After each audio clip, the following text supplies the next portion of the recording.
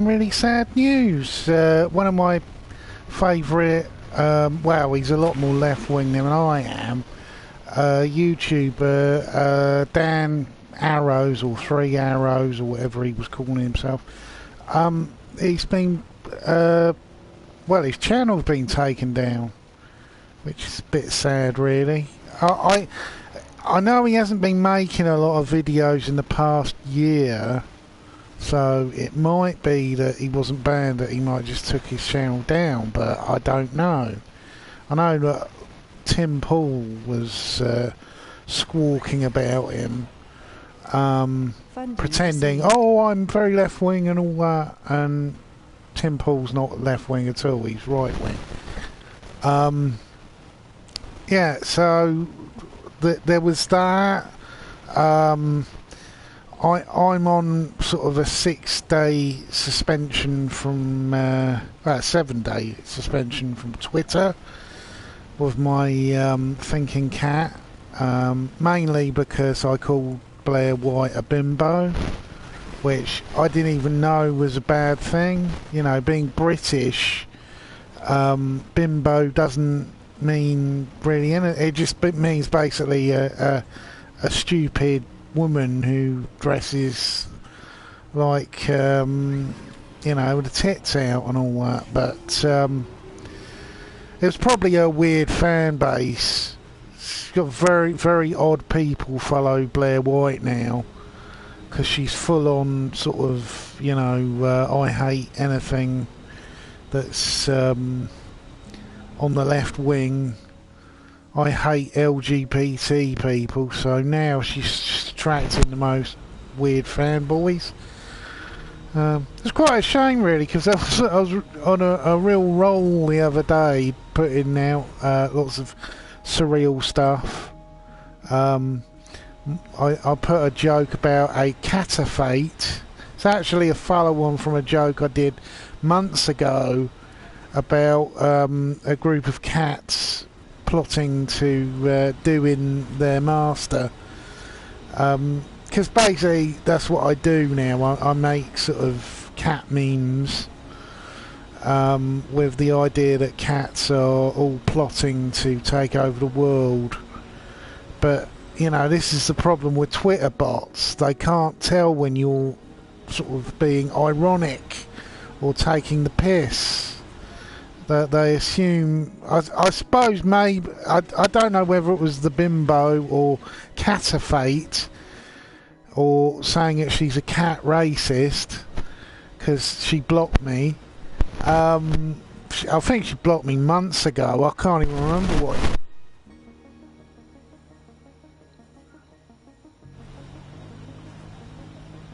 Horrible. Just bleh. She's so horrible, even the alt-right hate her now, which really surprised me when I found that one out. But yeah, what else was there? Oh yeah, I'm going right off of Volsh, and I'm going right off. Well, I've gone completely off of Xander Hall, the former pig puncher. And I know his name Pig Puncher was to do with playing Minecraft, but he reminds me a lot of when I was Christian. I bounced between being a believer and an unbeliever, and now I'm pretty much completely, I can't believe that there's sort of any sort of power in the universe controlling everything. But yeah, the thing I noticed a lot was when you got born, there was a certain amount of born-again Christians who, as soon as they took on the mantle of Christian, they returned to what caused them to have no friends and being a bit of a shit. And yeah, it basically they go back to their personality all over again. And I have this feeling that Zand Hall in particular was a bit of a bullying douche, when he was sort of alt-right, and he's gone back to being a bullying douche, but now he's left-wing. So he basically acts racist, like, you know, well, Valsha I've found is pretty racist as well towards English people. That he seems to think that everyone in the UK is a crypto-fascist, and I'm like, hang on a minute, mate. Your country doesn't even have a socialist party. Don't come lecturing British people saying that we're at fault. Your country looks at having trade unionism as somehow a betrayal of the American dream. Yeah, I'm certainly watching a lot. I don't even bother watching Fauci's live streams now because they're just so bleh. I know that he was never a alt-righter, but he's basically adopted a style that looks very much like internet blood sports. I watched, he was having a debate with a TERF, and you know you're doing wrong when I was thinking, actually you're hurting the argument with the way that he was talking. He was basically acting like a big bully, and he was butting in, and he was straw manning, and he was just, you know, he was doing that I'll hit you with a load of gish gallops all at once, and that'll mean that my audience is pleased, therefore I've won.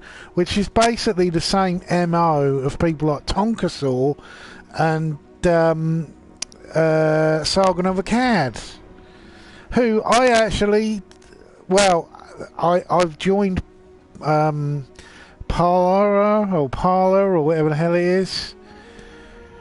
Oh no, I got it. Parler, Parler.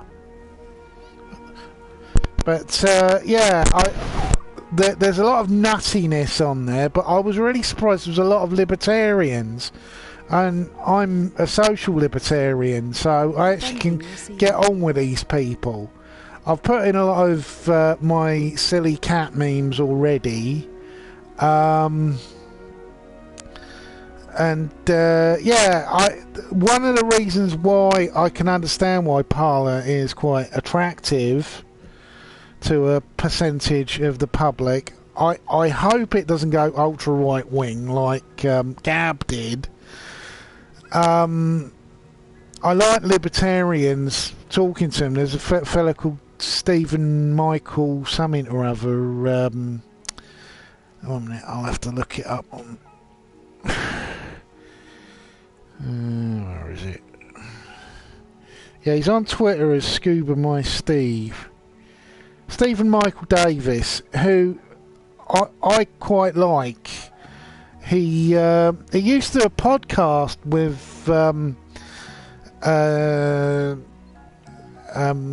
Friended, or whatever he calls himself now. It was called Supervillains Anonymous, and it wasn't alt-right, but it wasn't. It was more of a sort of centrist position, and I actually quite enjoyed that. But unfortunately, they stopped doing it. I don't know why. I think it was just that, you know. Oh, a minute, I thought I'd lost my domes. Yeah, it was quite enjoyable. They look at what was trending on YouTube and stuff like that, and on the internet and on Twitter, and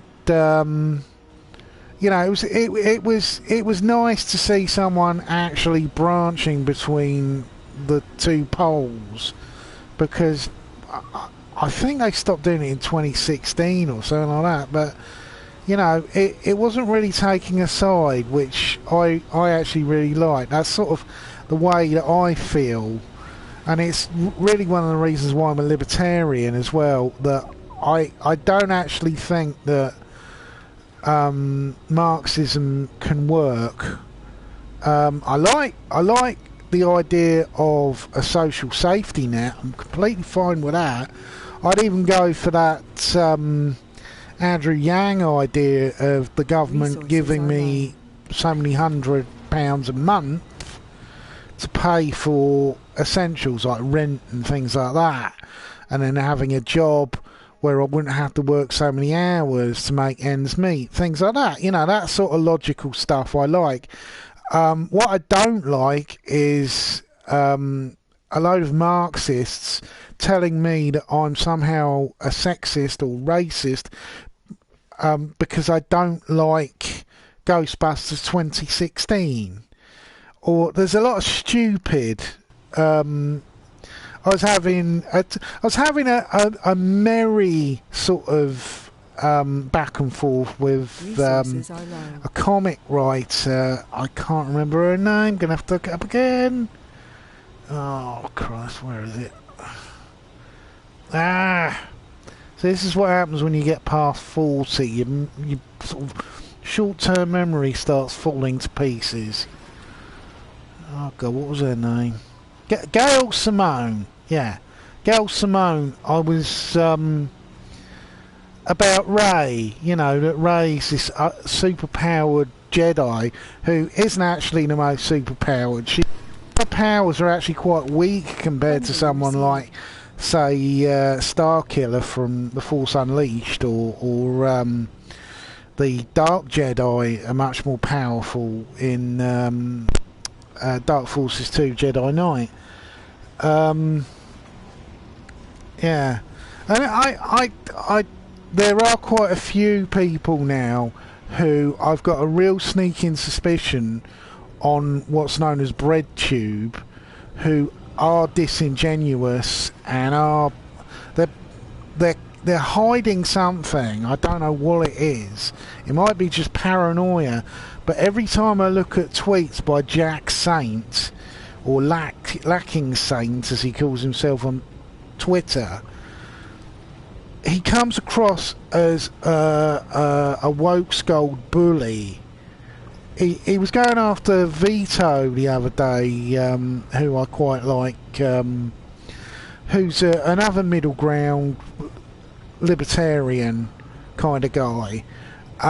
He's more Democrat than Republican, but he's middle ground, and he was sort of going at him because he done the thing about the Calvin Klein big pub.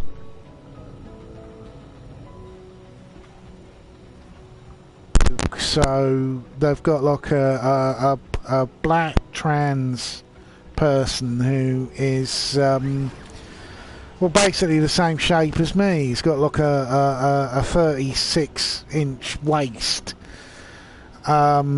where you look at a post from, like, I think it was 2000, and it was a hard body skinny girl. But you know, me personally, body wise, I don't mind women who BBW, as they call a big boned woman.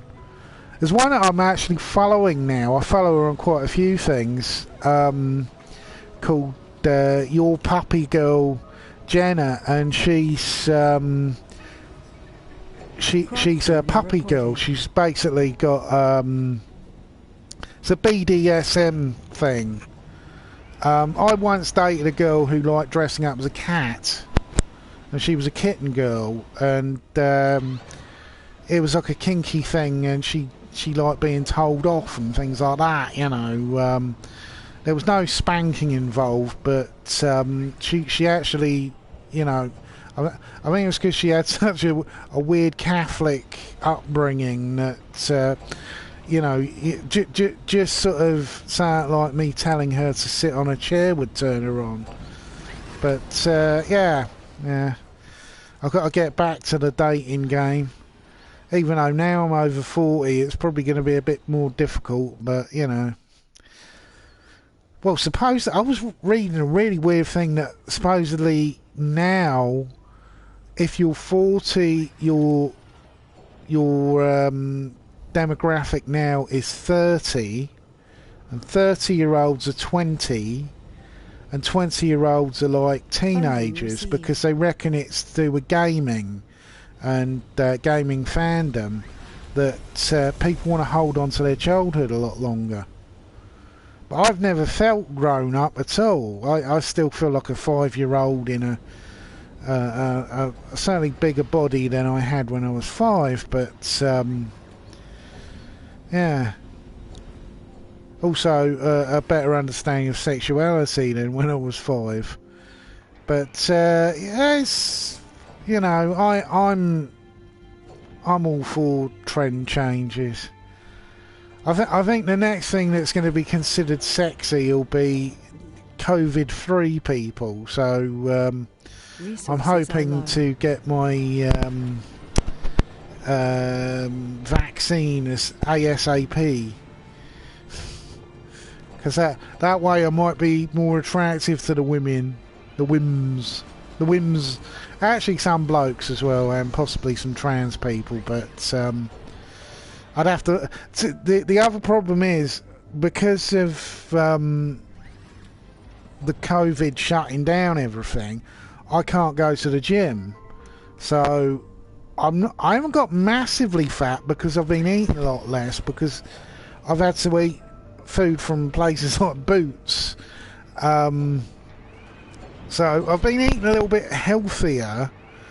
But then when I've got days off, I've got no choice but to order in stuff from Uber Eats, which probably sort of counterbalances that. So I'm not... I definitely noticed the muscle change. I'm not as muscular as I was like before the COVID thing. And it's screwed up my back a bit. I've been getting a lot of lower back pain. So much that I have to wear dungarees now at work. But getting back on subject, yeah, so I've joined Parler. It's a lot of yikes stuff. It's not Twitter.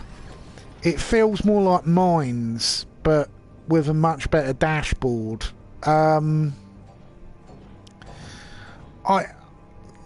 Personally, I'd like to see lots and lots of social media myself. I don't like the idea of monopolies. You know, that being taken off of Twitter for 6 days, when I initially saw it, I thought, oh no, please don't let them ban me. And I wasn't banned, so I can only look at tweets. Like, I did a very funny tweet the other day, where someone had put up hares, you know, the like rabbits, and they were boxing in the middle of a street, because a lot of places where people haven't been going to work, haven't been using their vehicles, a lot of wildlife started moving into towns.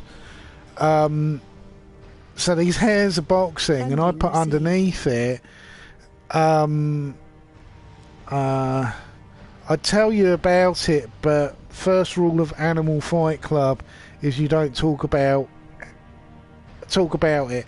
And I put this meme of 2 declawed cats sort of doing this funny fight. It's like a meme on Twitter. But yeah, I have ranted on Panda already, so hopefully I'll get some attention. Mainly because there was a video done about a week ago by a YouTube channel called The Renegade Cat, and there's a bloke who has really taken the woke pill. It's weird, it's a bloke called Leon Thomas. He had for quite a while a podcast, and then that broke up over something happened there, and after that his videos went ultra woke, And since then, they've just got worse and worse and worse. He did an analysis of Rick Berman that basically made Rick Berman sound like an absolute monster, even though I consider Rick Berman the bloke who saved Star Trek, because had someone else taken over after Gene Roddenberry's death, the show would have probably turned into a right load of shit, like Star Trek Picard. And actually, I really like Rick Berman's the show that he had the most control over was Star Trek Enterprise, and that's my favourite Star Trek show. Mainly because it's Star Trek without any safety net, which I really liked, and it had humans in it that are the most like humans today. And it even had a season that was like a allegory for 9/11 in the Zindi War, and it was quite intellectual sort of storylines, and it showed how even in season 1 there was a story where they went to a planet, and I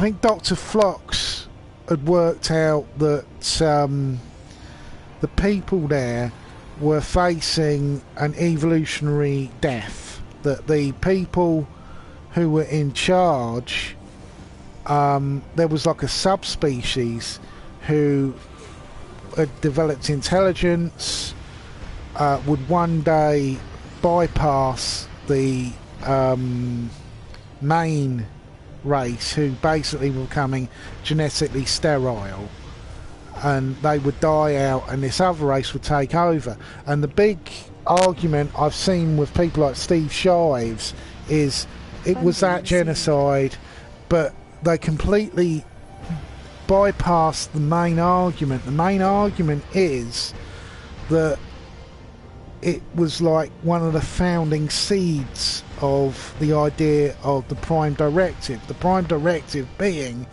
that you shouldn't interfere with other races because it can have pretty devastating consequences. And even in the episode, T'Pau argued that if they stayed and they helped these people out, they could be there for hundreds of years, and still the death of this whole genus of people would happen. You know, you can help certain peoples at certain times, but you have to be careful taking responsibility, because it can really backfire and you can find yourself muddied down in something. You know, you just look at the history of, say, Western countries that went to primitive cultures, started telling them what to do. It led to wars, it led to all sorts of suffering. And it's really intelligently written stuff. But Leon Thomas completely skips all that. He goes for all the woke stuff about how supposedly in one of the seasons there was a story that was going to be basically about AIDS. It's going to be space AIDS. And Rick Berman didn't think it'd fly. Failing to mention that Paramount didn't want it. They wanted to make a show that they could sell around the world. They didn't want to sell an analogue of the AIDS crisis. But yeah, that it's sort of that was like the first warning sign. I was like, oh dear. And then he went into one on a video about James Bond, saying that James Bond somehow is an element of class structure and British imperialism and all this old wank that's actually got nothing to do with James Bond at all, because James Bond movies have very little to do with James Bond novels. And also the James Bond novels were written in the 1950s. And then he brings in the sexism, and he brings in all this stuff. He did a video about Rick and Morty that just seems to paint anyone who's a fan of anarchic comedy as somehow being a nihilist. Which, I was watching it, I was like, what? It was one of those moments where you're like, what the fuck are you going on about, mate? And really, the worst one he did was about a week ago. He did a video about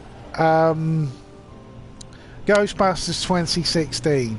That somehow that absolute dog shit, cynical movie is somehow better than you think.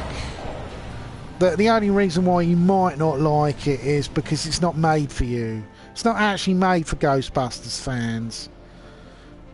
And if you don't like it, you're sexist and you're racist and you're all of the woke bingo terms all come to light. Oh, you're this, you're that, you're the other. You should feel ashamed that you don't like this absolutely cynical piece of shit movie.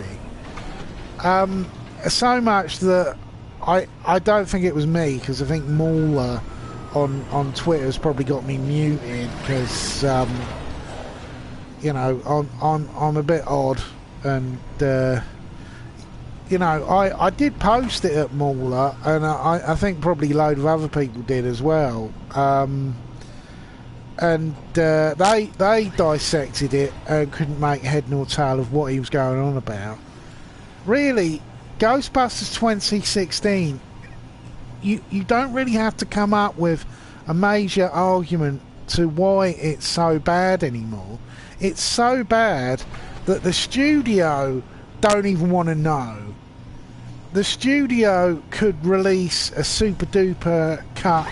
They're not interested. They're so not interested in making anything of Ghostbusters 2016 that they're rebooting it all to make another Ghostbusters reboot, which is actually more of a sequel to Ghostbusters, which I'm all for. I never understood what the point of making a reboot of it where they're just women, and they're utterly incompetent women as well. I couldn't understand how it was even a feminist movie. I think all the feminist stuff was basically the studio knew they had an absolute turkey on their hands. That it fails on the number one thing that a comedy movie must have. It must be funny. You know, it's like having an action movie where the action is all terrible. Sometimes you can get away with a terrible action movie. Like, I've watched some real stinker action movies, but the plot is so dumb, or the dialogue's so dumb, you can get around it. Neil Breen makes action movies that are just awful, but they're entertainingly awful, and they're so bizarre, and his choices are so weird. But you know, this was a movie that cost $150 million. 150, and it looked like Nutty Professor 2 the Clumps. It was just dreadful. And at first, when I was watching this video by Leon Thomas, I thought he was trolling. I thought this must be a joke. He's going to take it. At some point he's going to say, no, actually, it's a pile of absolute dog shit. But no. I think he's just basically gone insane. And it's a real shame as well, because I really liked the Renegade cut when he was reviewing actual proper movies. He used to do stuff about... I first got interested in his channel when he did a review of The Last Temptation of Christ, which is a really excellent movie from the 80s with Willem Dafoe as Jesus.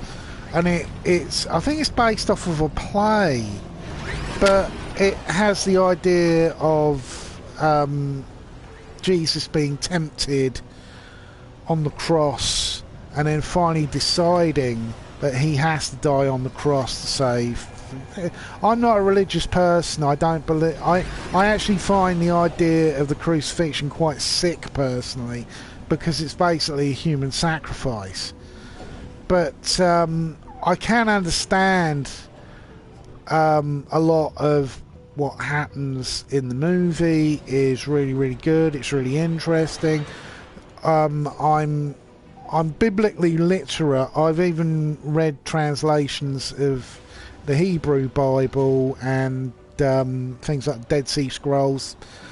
One of my favourite books was The Case for Lilith, which is all about how the early church removed the character Lilith because they were trying to appeal to the Romans, and they were worried that the temples of Aphrodite would just basically change suit and say that Lilith is the rebirth of Aphrodite.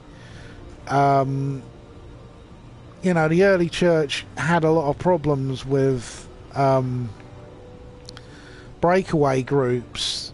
You know, the most famous breakaway group would be the Luciferians, who had... There was even a variant, I can't remember what they were called, but they basically did what Thomas Jefferson did a couple of hundred years later. They created a version of the New Testament that wasn't linked to the Old Testament at all, and actually considered the Old Testament God as evil, and got rid of any reference to Christ being magical and having magic powers, and it was literally like a humanist version of the New Testament, which wasn't even called they didn't even consider it a testament, because they didn't consider the Talmud, the Jewish Old Testament, as actually canonical. They believed it was rubbish. It was like a fairy tale. But when there was big power grabs, and religion was made political in Rome, and they were eliminated and their books were burnt.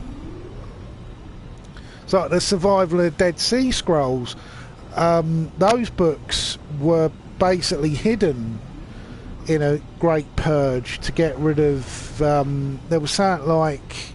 I think in the earliest church, the one that was based in Egypt, not the one that was based in Rome, there were something like 160, 170 books in the New Testament, and a lot of them were what would later be called apocryphal.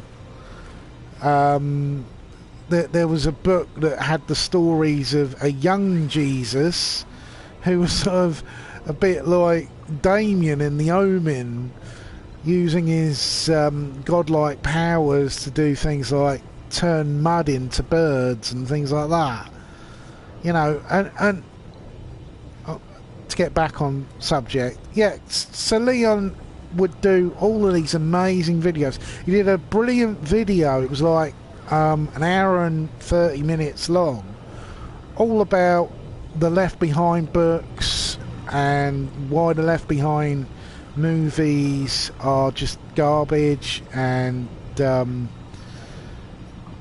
how things like the Rapture is purposeful mistranslations of old books that don't even make sense on their own. They complete garbage, which was sort of made in like the 1970s. The books are that young,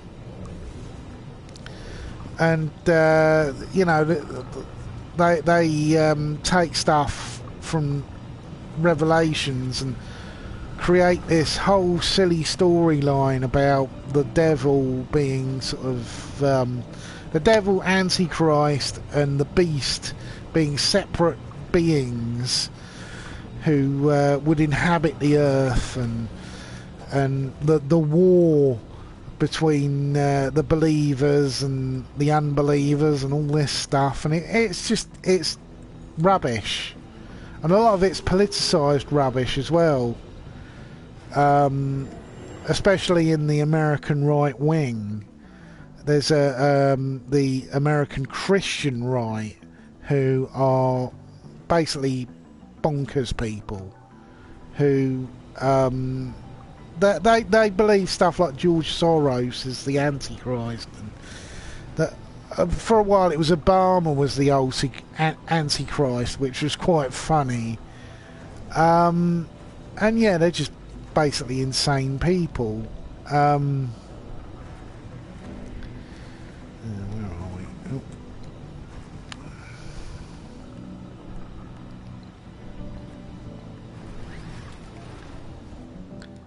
Running a little bit slow. I don't know why. I think it's maybe I've got too much running on it. I'll give you a larger view of my colony in a sec.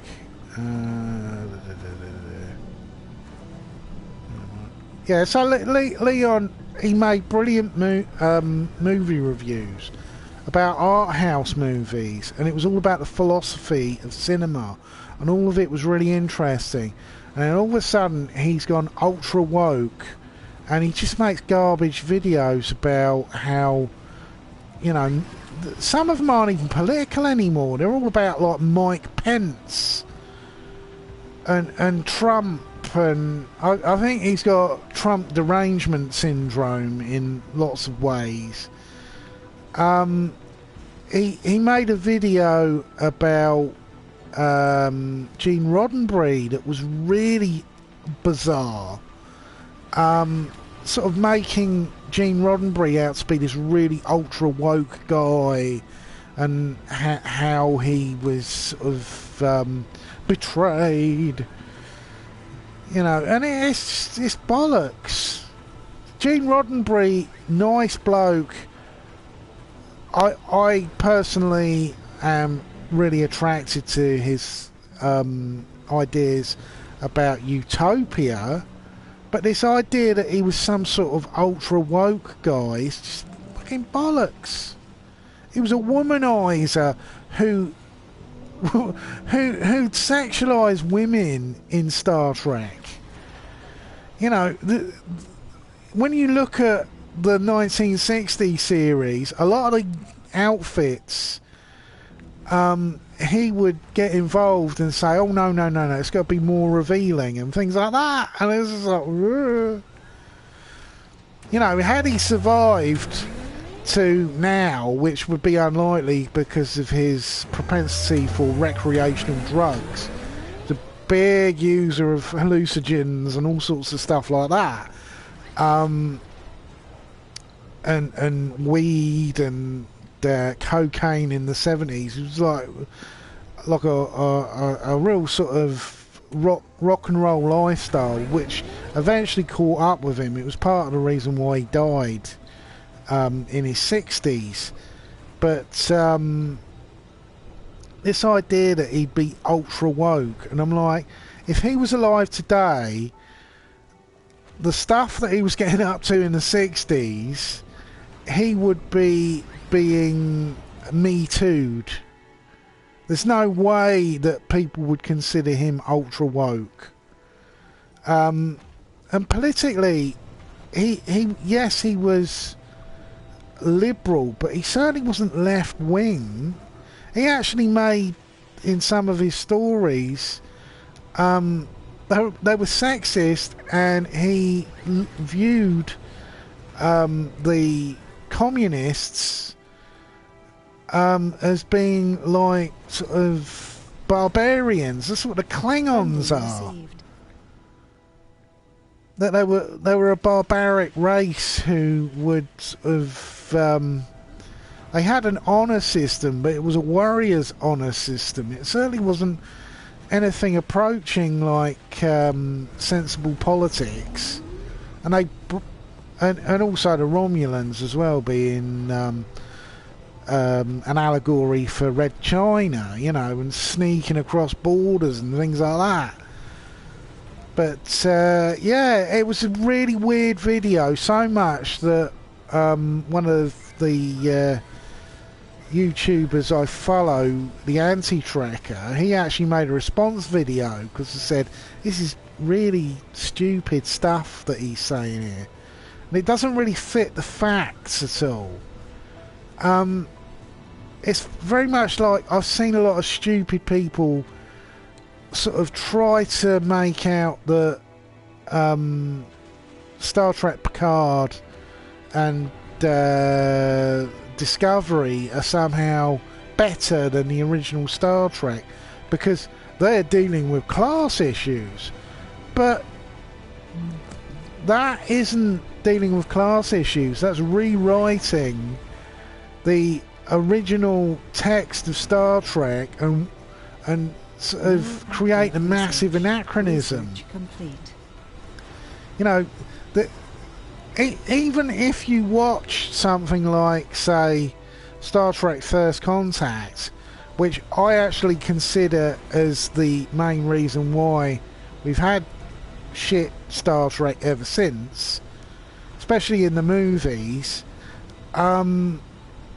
because it was when they realised that they could sort of, instead of making an intellectual plot, let's make just action, blowing up things and firing phaser beams and just all of that, you know, really lazy writing, just sort of covered with lots of action. But so now where was I? Oh, sorry, just getting distracted. I've got to remember to do something. Yeah, so this trying to paint Star Trek Discovery, especially, I don't like Star Trek Discovery at all. I think it's horribly violent. The swearing in it is completely unnecessary. Picard's just as bad. Some of the bonkers things they were doing on that show. And I can understand the budget was lower than Discovery, but a lot of it looked really cheap. It was really weird. A lot of it looked like it was made with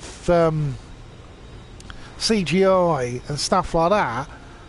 But the Federation just, it doesn't look like anything. It looks like a bloody industrial estate. Sorry, I'll just have a swig of my lime juice. Funding received. Ooh.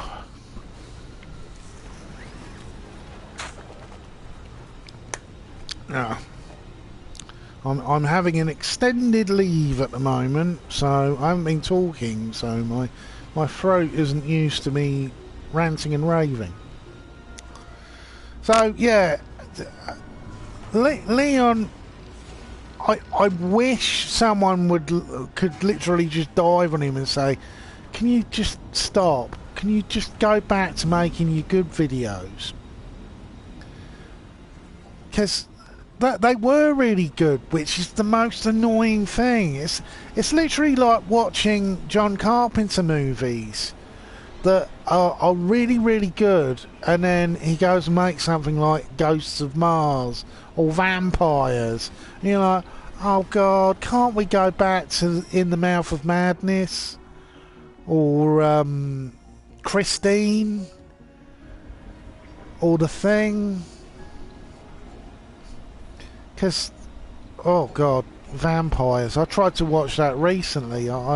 It was on Amazon Prime as a freebie, and I was spending a couple of weeks where, because everything's been so quiet at work, I'd sort of start watching bits of a movie, then I'd do some work, then watch a bit of a movie, and then get back to work. I tried to watch Vampires again, and I forgot how bad it was. Why James Woods was in that? Well, James Woods, I think's gone completely off his head. You know, he is completely out to lunch nowadays. Which is sad, really, because he was a really good actor. You know, when you consider him in films like Videodrome or oh God, what was that one? El Salvador. Oh, he's fantastic in El Salvador as this sort of greasy type of opportunist journalist. And it's a great movie, and it shows exactly what happens when fascism takes over a country. But yeah, God, it's a terrible film. I forgot how bad it was so much that I was watching it for about 20 minutes. I was bored. I turned it off. I put on Army of Darkness instead, and was captivated by one of my favourite actors, and probably the actor who I think is the saddest case of why wasn't he in more big movies, Bruce Campbell. Why people make remakes of shit films today when there's so many good films? That's really bizarre to me. Yeah. And also John Carpenter movies, when they remake them, I watched 20 minutes again because it was a freebie of the remake of Assault on Precinct 13. Now, the original is one of my favourite John Carpenter movies.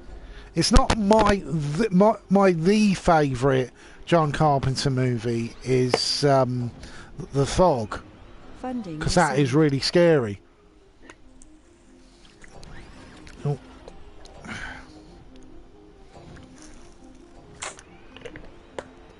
I'm also a big fan of Escape from New York and Escape from LA, even though Escape from LA is like a literal remake, but as a comedy.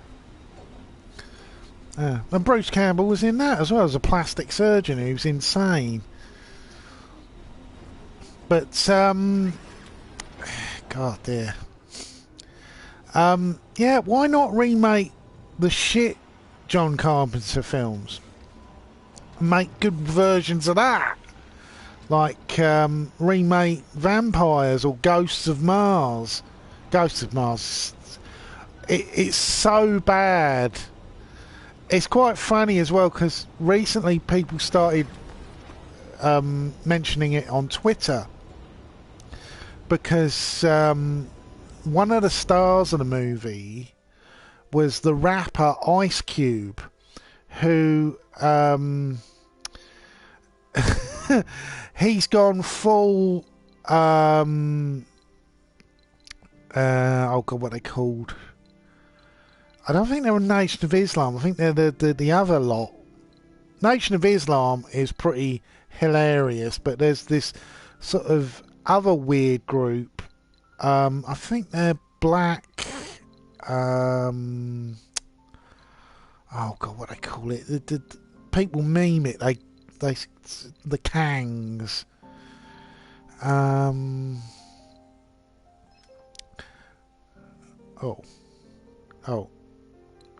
15. Yeah, Hoteps. That's it. But Black Hoteps. That he's completely taken on board the Hotep stuff, and the Hotep stuff's pretty anti-Semitic. So he was sort of saying all this sort of pro-BLM stuff, and then he started with his anti-Semitic stuff, and the memes of Ghosts of Mars started floating around, and it's not the funniest instant sort of moment that came out of the riots recently. One of them was this bloke in Florida at a BLM rally who he had everyone cheering, and it was mostly white people. It wasn't black people there at all, but they're all cheering him on as he's saying about all the problems. And then he said, he said, yeah, the real problem's the N-words. And the N-words are in every... Like, I put it on Twitter as a joke. I was like, Jesus Christ. That is the fastest from a positive to a negative I've ever seen in my life. Yeah. I was like, oh. Oh dear. Right. Yeah, I'll show you my colony from space. Yeah, it's not the biggest colony I've done on this game, but I'm slowly terraforming it. It's weird. I went for a phase where I started playing loads of games set on Mars. There's this. I got Red Faction 1. I got the reboot of I think it's called Red Faction Terror or something like that, which is basically like a Martian version of GTA. Oh God, what was the other one? Some other. I got a couple of Doom games, and both of them are set on Mars. I got the reboot of Doom 3, which I've really got to start playing, but I haven't had the oomph. And Fortnite as well. If you look on my channel, I've done a few Fortnite streams, and it's actually quite good. There's sharks in it now. I wish they'd bring back the biplanes though. Supposedly later in the season there's going to be cars and trucks and things, which I'm really pro. Also, you'll be able to swim underwater at some point as well, because even Aquaman's in it.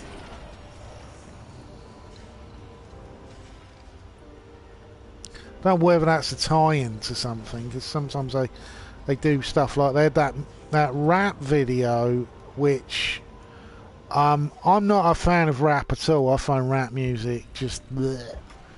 But it was one where it was an exclusive to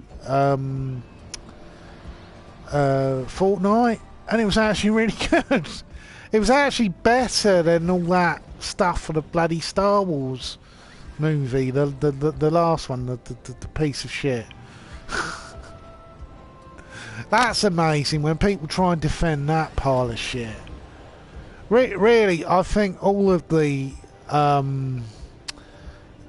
sequel trilogy are awful. I've tried to re-watch them actually, because now I've got Disney Plus, and I get bored and I end up sticking on the Mandalorian, which is really good.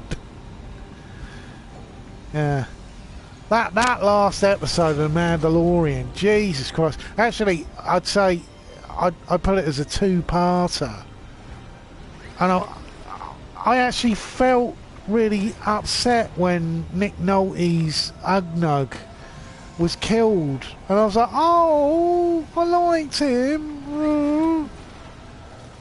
You know, I couldn't give a shit about Rey and Kylo and anyone on that bloody crew. Mainly because, well, for a start, Rey's terrible as a character because she's so perfect. She suffers with the same problem that Captain Marvel does. Why would anyone want to watch a story about someone who's super powerful from the start? You know, and when the villains are so utterly tripping over their own testicles and falling down a manhole, why would you watch it? You know, I couldn't work out what the point of them was. Bloody toxic rain. Screws up all my solar dishes. Let's see about space elevator. What am I running low on? Oh, I thought so. Funding Yeah, received. this idea of a space elevator is actually something that's been in actual hard science for a long time. The idea We would have be a delivery on to the have a space tether elevator. with a lift system on it going up to orbit, and the orbit would have a space station in geosynchronous orbit. The only problem is you'd have to be really sort of ultra careful to keep the cable taut, because if it started losing its cohesion, it'd sort of swing all over the place. Could actually pull the space station out of orbit.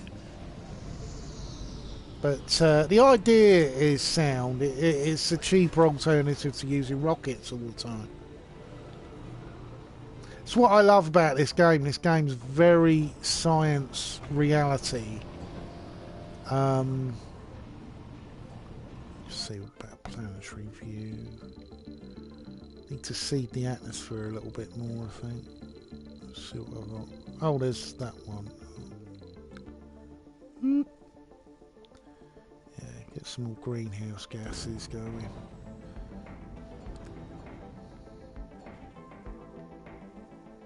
Because terraforming, you know, there's a number of problems with terraforming that science fiction has a tendency to go for the easy alternatives on it. But the concept of terraforming Mars would be you'd have to create some sort of massive magnetic field to protect the atmosphere you're growing. Actually, I better start making some of those.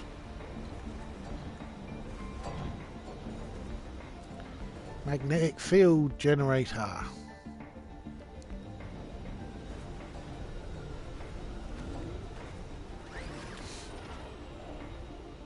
need to find a good hard water source. Oh, alright. Research complete. A nice open area, and I will build it here. The core heating convector. Mars's biggest problem is that it doesn't have a volcanic core, so it can't regulate its surface temperature. You know, the Earth's surface temperature, the natural balance of carbon in the atmosphere is done by volcanic eruptions. Unfortunately, when we started using oil and coal, it upset that balance. But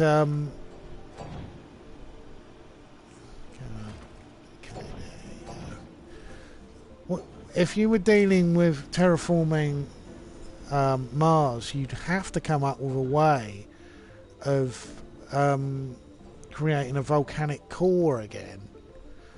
It's been theorised you could use nuclear explosions, but you'd have to be extremely careful with the yield, because if you did it wrong, you could actually blow the whole planet up.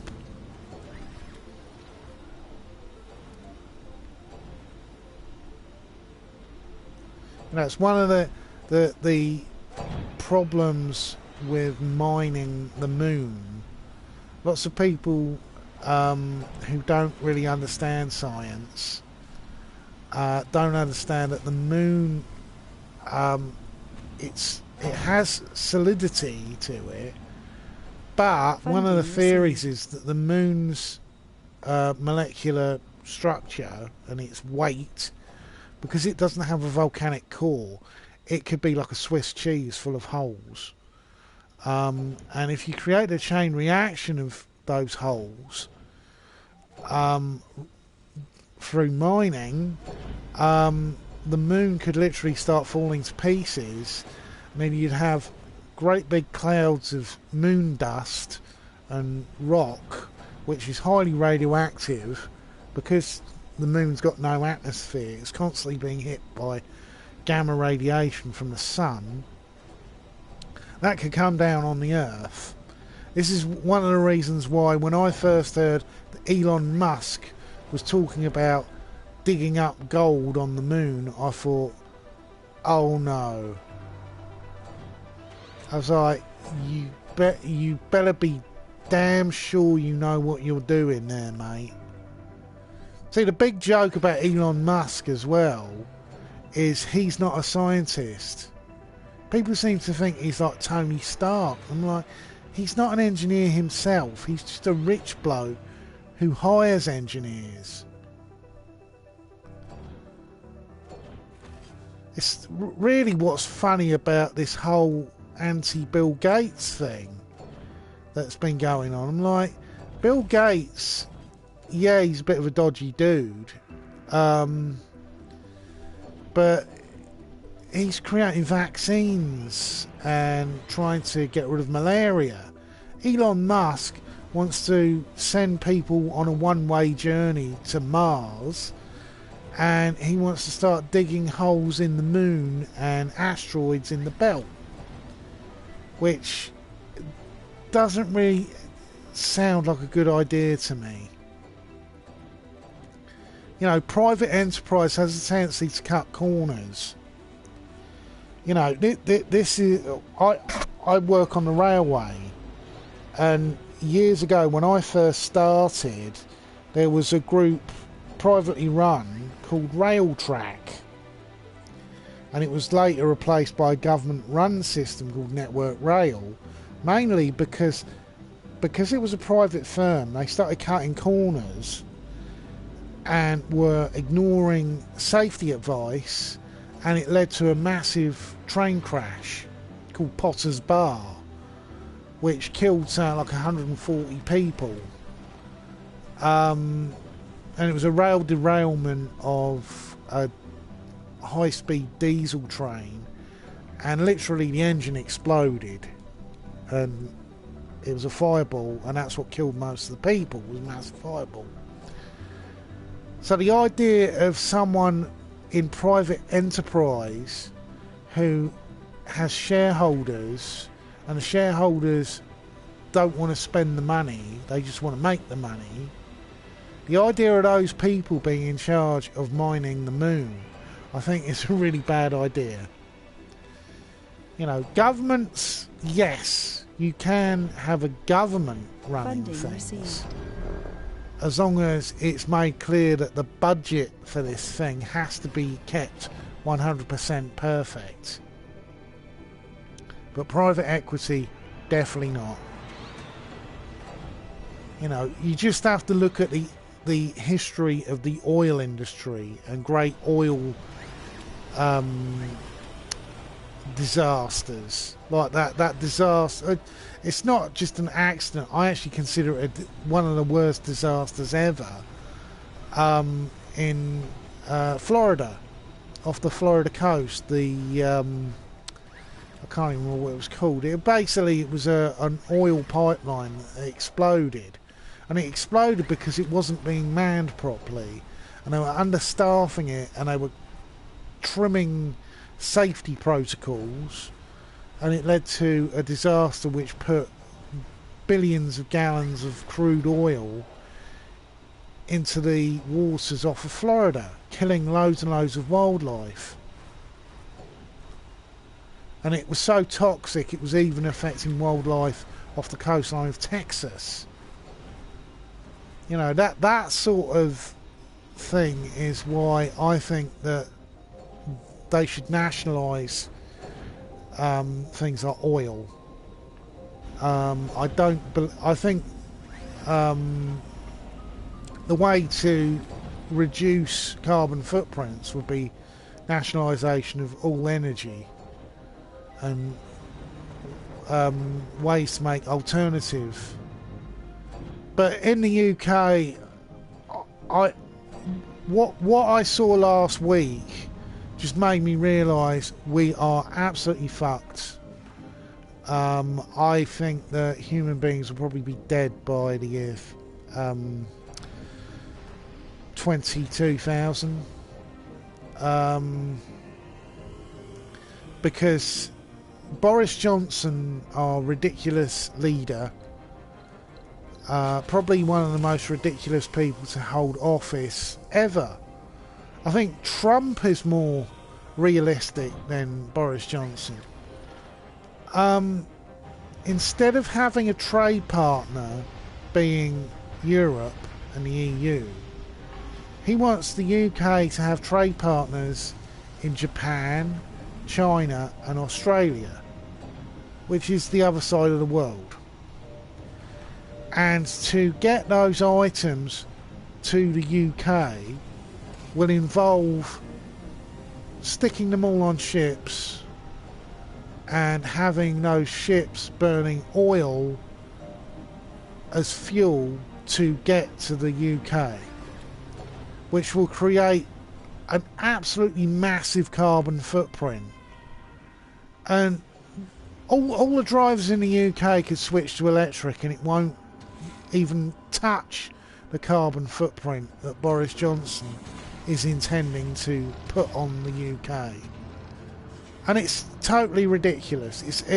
The whole Brexit idea was ridiculous to begin with, but most of it was based on a revenge because the governments of the West didn't do the right thing during the financial crisis. Instead of punishing banks, they punished people. They gave us grinding austerity, which pissed off the people who would eventually vote for Brexit. So basically capitalism screwed itself. And no one has thought of the implications of Brexit. Not even the government. The Boris Johnson government is an absolute joke.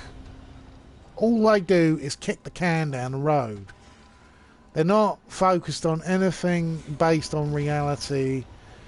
They lack any sensible policy. They are just awful.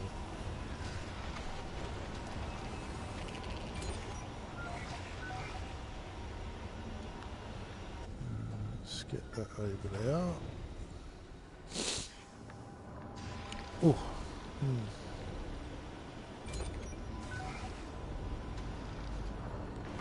You over. Oh.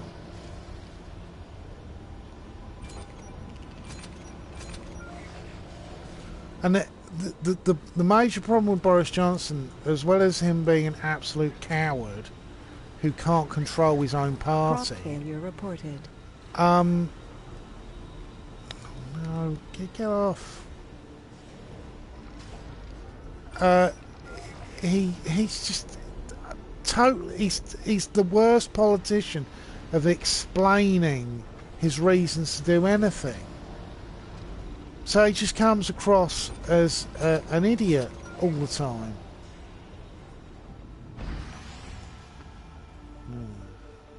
He's not on Parler, which, well, he might be on Parler using a de plume, but probably the most famous person who's gone on there, and she's bandying around the Twexit, which is basically Twitter exit. Yeah, oh Christ, that's her name. Katie something or other. I can't remember what her bloody name is. She got kicked off of Twitter recently for basically being a piece of shit. I think Glenna's probably going to be on there as well, because he got kicked off the other day. Graham Linehan, who he just took to being a troll, and I was like, oh, this isn't going to end well. And yeah, just The other problem I find, though, is when you've got one of these right wingers being kicked off, loads of smug people on the left come out, and I'm like, really, why are you being so smug about this?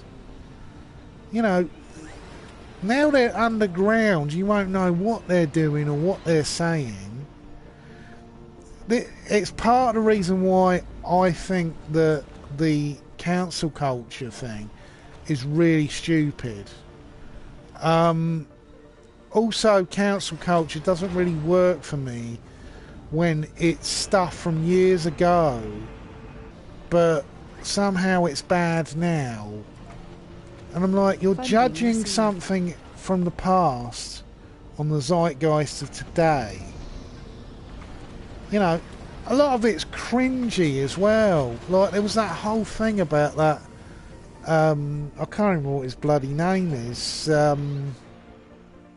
It's like a comedian type bloke who does a chat show. And some video came out of him doing blackface back in like 1997. I was like, that was 23 years ago. Oh, it's terrible. He did blackface. Oh, cancel. I'm like, what? That's not very fair, is it?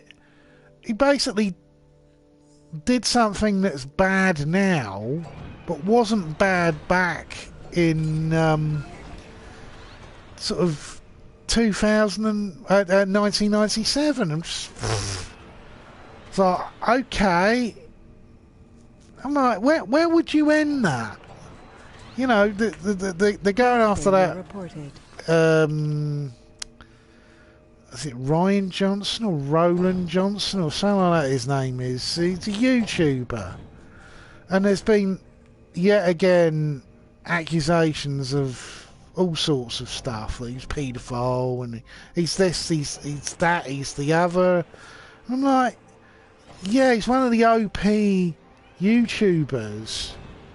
And a lot of the stuff that people are whinging about now was stuff he did back in 2008. And I'm like, you know, people do change, you know. We're not all sort of like action figures who look the same every year. You know, when I consider some of the stupid shit I believed when I was a teenager, I went for a phase for like 3 years when I was a communist. And this is back when I wasn't sure whether I was gay or not. And it turns out I'm bisexual. And when you consider the horrible things that communists have done to homosexuals, I'm like, I was literally siding with people who would want to stick me in a gulag as a debauched person. Because that's what communists want. This is why I can't be a full-blown communist. And every time I've spoken to people who are Marxists, they'll defend, oh, well, that was different. That was back then. Our new world will be totally different. I'm like, you really want me to believe that? You really want me to be sort of considering, oh, well, you might do something that works out as positive. I'm like, no thanks, mate. I don't mind socialism. I don't mind some elements of Marxism. I certainly don't want communism, because communism, its fatal flaw, and this is why I don't. What I was saying about Xanderhall, Pig Punch, or whatever the hell he calls himself, Funding received. and Volsh. Their primary problem that I have with these people is they're not realistic about human society. They're not realistic about how people are. People are no good. They're bad. This is why communism fails. It's not people subtly breaking things up. There's no big conspiracy trying to hold them all down. the reality is a lot of communism falls apart because people have limitations on how good they are.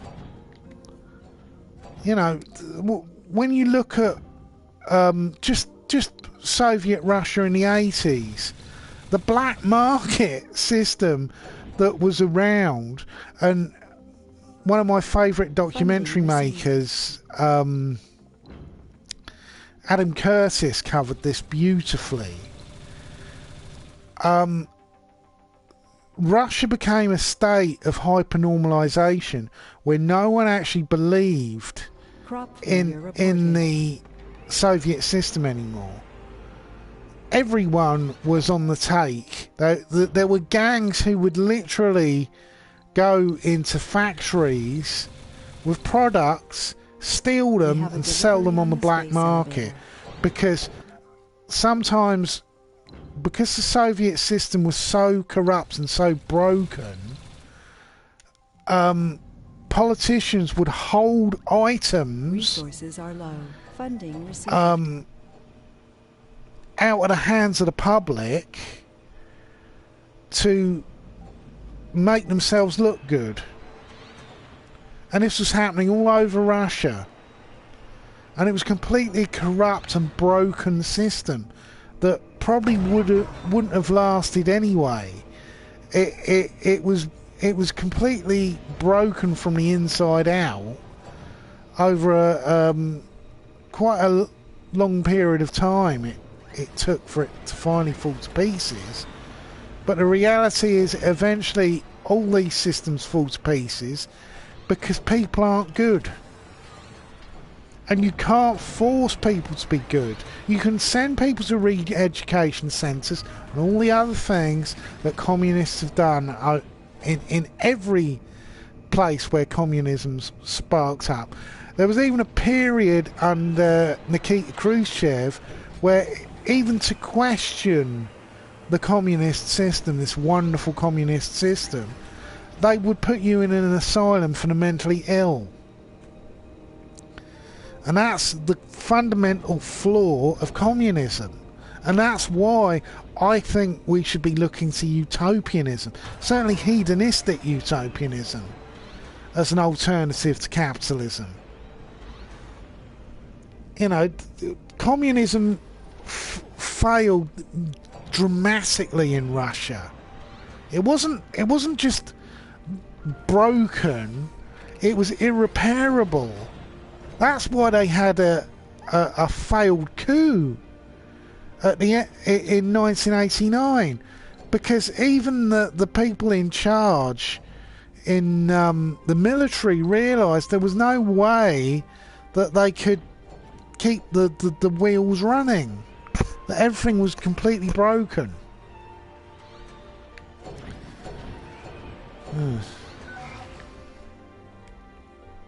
Come on.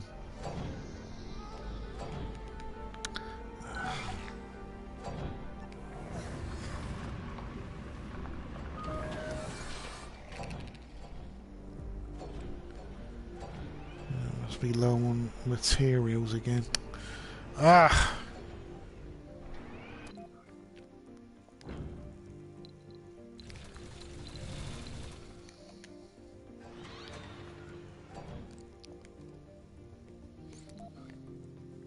There are different rules you can put on this game. There's one where you can't do this. You can't use a space elevator, and you've got like 2 journeys from Earth, and you've got to be really careful with how you balance out your colonists and your materials, or you just run out of materials. Crop failure reported. But I really like this game. I know it's made by... They also make Tropico, but I'm not a big fan of Tropico because I've been to Cuba twice, and that's not a communist country. I can tell you that for a fact. Especially now, Castro's dead. It ain't a communist country. But it's a nice country. I like the Cuban people, and I don't actually like it when people take the mickey out of them and call them a banana plantation and stuff like that. You know, it's pretty cheap, I find. Come on.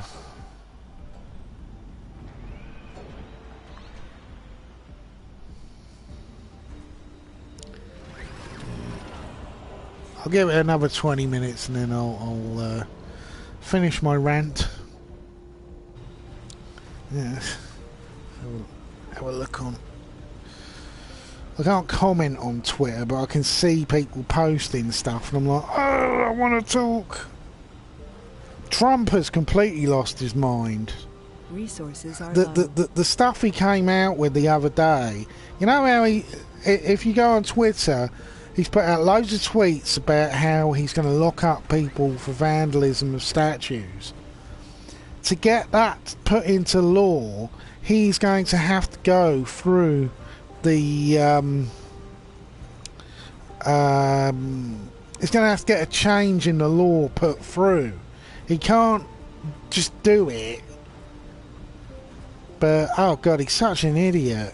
He says such bizarre things. He was like going off the other day about how Joe Biden is a liar, and I'm like, what? I'm like, you lie all the time, mate. Jesus Christ, pot kettle black. I don't.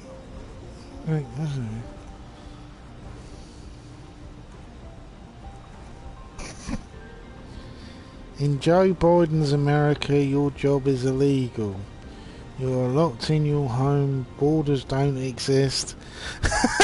MS-13 lives next to... Jesus Christ, what a load of crap.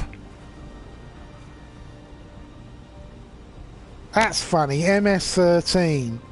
MS-13, the literal numbers are less than 2,000 people.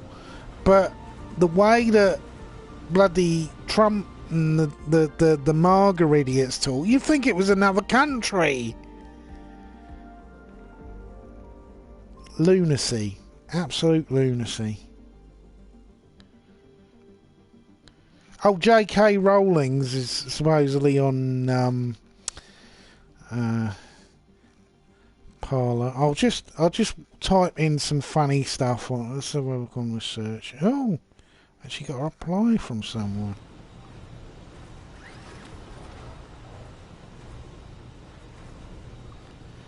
Someone commented on my comment. Oh, I put my There's this group called Defund the BBC. I did my rant about how BBC's Doctor Who shit. Doctor Who really needs to go. Funding received. Go for like 5 years. That's my view.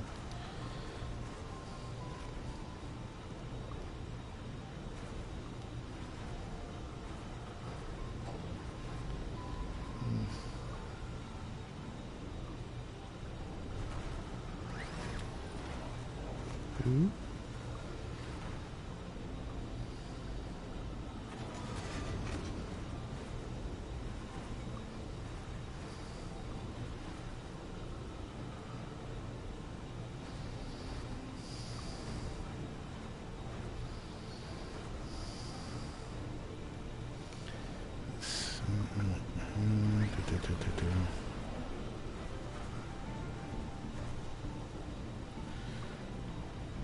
Sorry if I'm not talking. I just got to do a funny thing at a woman.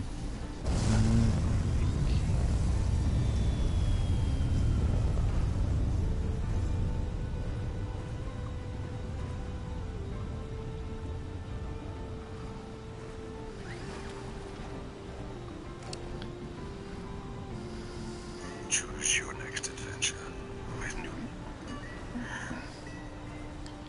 Oh, stupid name. On the farm, and that brings us right up to our next guest star. So here they are. That'll do. I was trying to find the goodies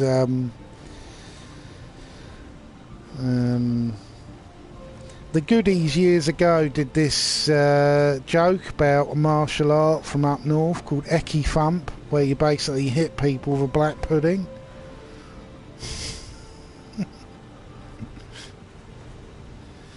Cancel culture. Well, at least my rant actually got some attention. Wow.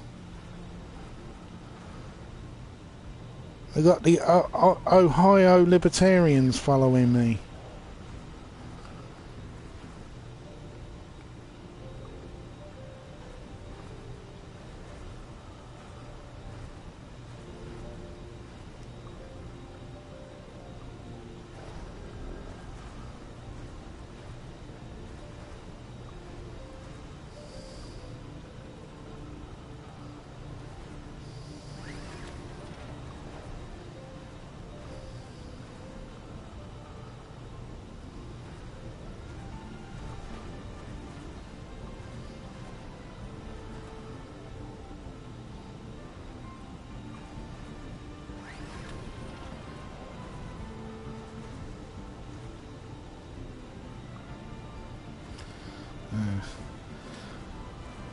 I'm actually getting some positive things. It's a bit worrying. Still, most of them are libertarians who are following me, so that's okay. Don't mind that.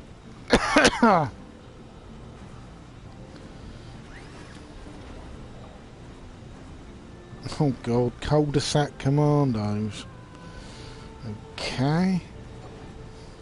Yeah, I'm following Sargon of Akkad. He's got no idea who I am, because I'm just following him because I used to follow him on Twitter, and we got into a big argument on how the Labour Party aren't Marxists. Because he was going into a really stupid rant saying that the Labour Party are hard left. I'm like, no, they're not. Even when Jeremy Corbyn was in charge, they weren't hard left. Talking wet. Hard left would be that they'd be wearing bloody Red Army uniforms. It's also very funny how Carl doesn't... Carl Benjamin and Xander Hall are literally mirrors of each other. In both, I don't think actually have any understanding of politics. They just follow what they think's popular. Because Xander Hall is a complete Vaush fanboy, and Vaush is pretty wonky when it comes to things like trade unionism.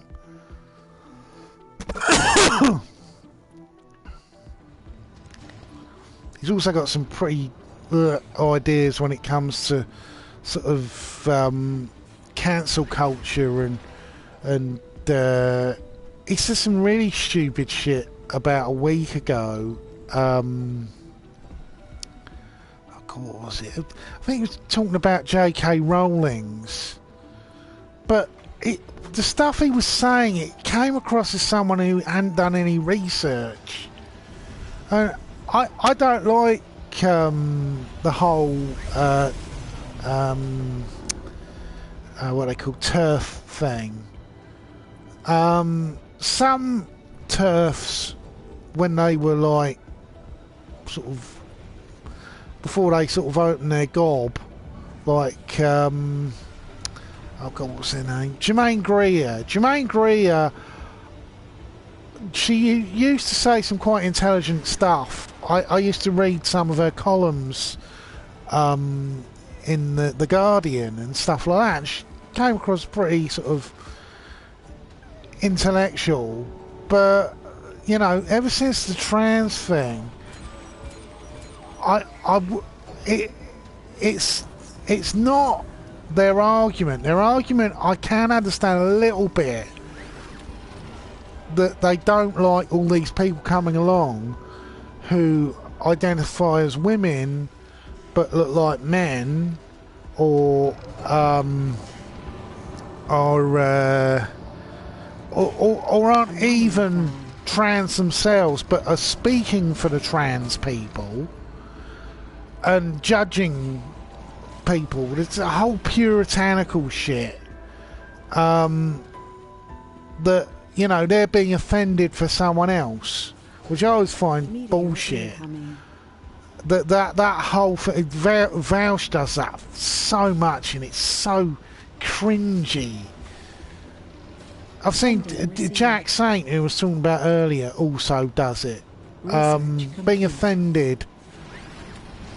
He's not gay, but he's offended when someone says something like a gay slur or a gay joke, and I'm like, why don't you actually become gay before you speak for me, Mr. Straight Guy? You know, this is quite literally like someone who doesn't do my job going on strike for me over something that they don't even understand. Meteor incoming.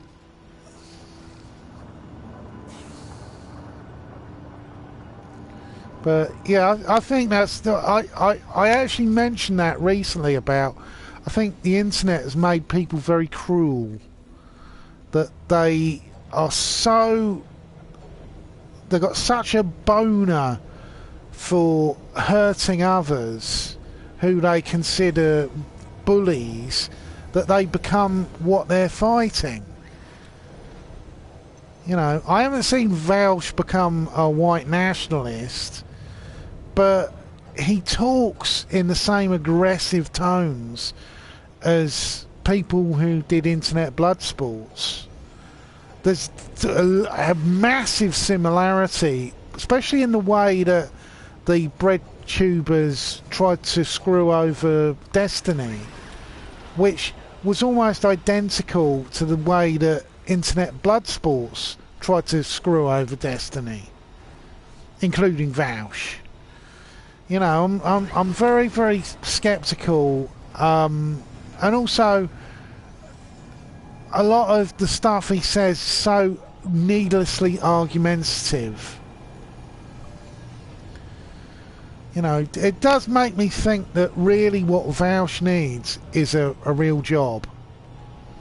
He needs to do a real job, like, doesn't have to be full time, he could do it like 2 nights a week and get away from the internet and see what it's like on the outside, because particularly when the riots were going on and he was cheering on the breaking up of shops and things like that, and I was like, dude, have you ever had to clear up broken glass? Have you ever had to clean walls?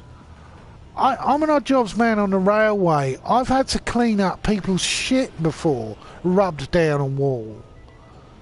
You know, you go on and on about how you're for the workers and you're for this and you're for that, and I'm a social libertarian, but he's never really clear on exactly how libertarian he is, because then he'll argue some bullshit about taking away people's freedom of speech and things like that, and you're just like, dude, I think you're full of shit, really. Really, what I'd also say, Xanderhole, he needs to get a job working at a petrol station, or even a night job, 2 days a week, mate.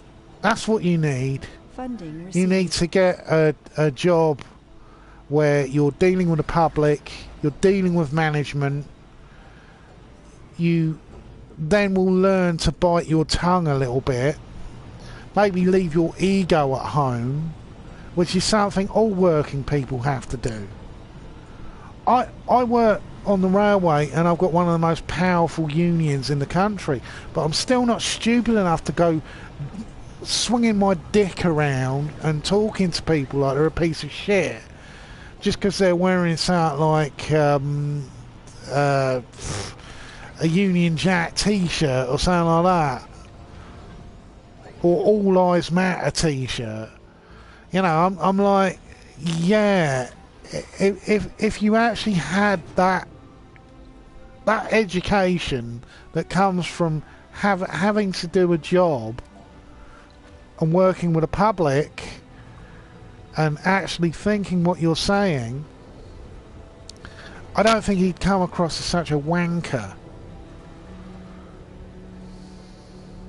You know, it's very much like Kevin Logan. Because I quite like Kevin Logan.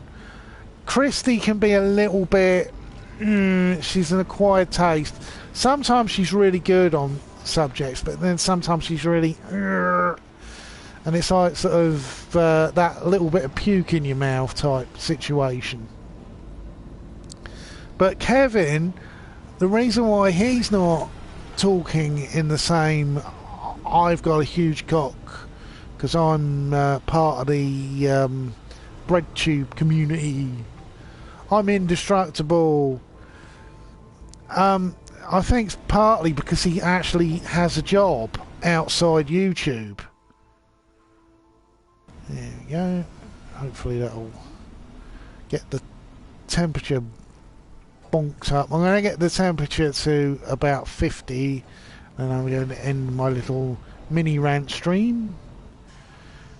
Yeah, Zardahol, I don't know, he was talking in some pretty weird terms recently, that for the past couple of months he hasn't been himself, but now he's going to be himself. And I'm like, what the hell does that mean?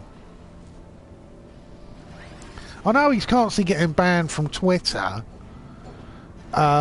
mainly because he's not sensible in the way he talks, and he sort of... he's a young bloke, yeah, but some of the things that he says I find a bit wonky.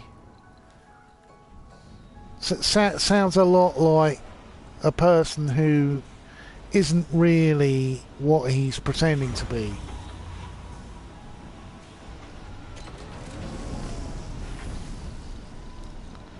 But that's the story of every YouTuber I've ever seen who ends up tripping on his own balls and falling down a manhole. I was very happy to see that Andy Warski has finally done that. He decided to set up a thing where they would. He was trying to do basically what that To Catch a Predator show does. But then he did it on a live stream and he broke every YouTube law about doxing that you could possibly do. Made himself look like a paedophile, and now is permabanned from YouTube. Whether that sticks, I don't know, because Brett Keane was permabanned in 2009 and he didn't actually leave proper till 2019. I know because I watched one of his last streams and it was hilarious. And he was bigging up how he was going to go to Stream Me. He was going to become the most important Christian on that platform. Well, I bet as soon as he got there, no one knew who he was. People started probably watching his stuff as trolls. Oh, no, wrong, no, wrong. Yeah, Brett Keane is what is known as an eternal loser. He'll never be anything. Much like Tonkasaw, because there's another bloke who basically spent his YouTube career pretending to be something he wasn't. He kept telling... I remember him saying, "I'm not YouTube people," multiple times. He told me that one. And then it came out recently he'd been on YouTube since 2008. He just used lots of pseudonyms. And then he did exactly the same.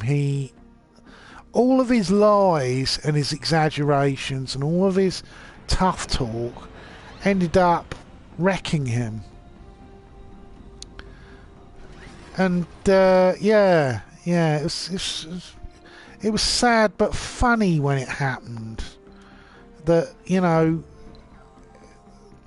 well, Andy Warski was involved in that, but where he goes now, I haven't got a clue.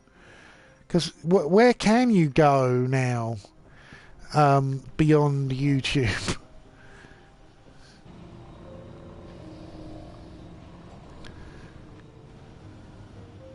You know, he doesn't have the... Well, I doubt he'd be able to do his stuff on Twitch, because Twitch has gone a bit ultra woke. VidMe and StreamMe and all these other platforms just don't have the audience. This is again what I was saying about the Twitter thing and Facebook, that these monopolies on social media I'm not really comfortable with. I'd prefer to see something like a major breakup of monopolies. But I doubt Biden will do anything like that, because he's barely got a brain cell going. That's funny how they've kept him really quiet, because they know that every time he opens his mouth he puts his foot in it. And just letting Trump dig his own grave. This whole thing that's come out now about the KGB were sponsoring people to kill US soldiers. And supposedly Trump's been sitting on that information for like nearly 3 months now. I'm like, couldn't have come out at a worse time. That and his continual trying to block Bolton from releasing his book, which is so funny, because his defence is that there's nothing in the book that's true, but he's also trying to use Barr to prevent the book being released under national security grounds. But if that was true, then the stuff in the book's true, and he's lying about it not being true. It's like the ultimate, well, again, like I said, treading on your testicles and falling down a manhole situation. You know, I think Biden's going to have to do something really, really stupid, and I wouldn't put it past him, to lose the election now. Because Trump's looking like well, one woman recently came out saying that he's the first female president of America.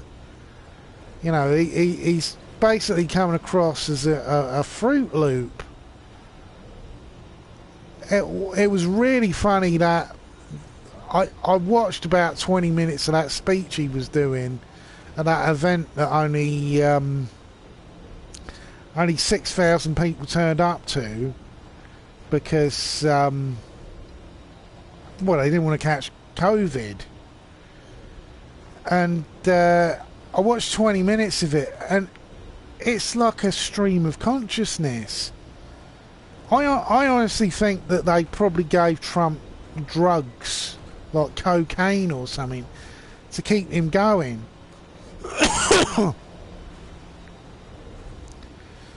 The maddest bit of it, though, was when he was ranting about how he could drink water and he could walk down a flight of stairs, and the reason why he couldn't do it 2 days earlier was because he'd been saluting people and shaking their hands. And you're like, weren't you told not to shake people's hands? And saluting, what? Lifting your hands to the side of your head. That's what you call fatiguing. I think I've run out of land. Oh, there's the landing strip.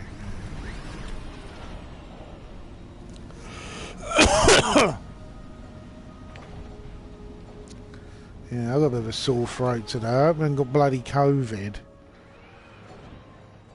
Might be hay fever, though. It's been fucking my nasal passages up for bloody weeks now.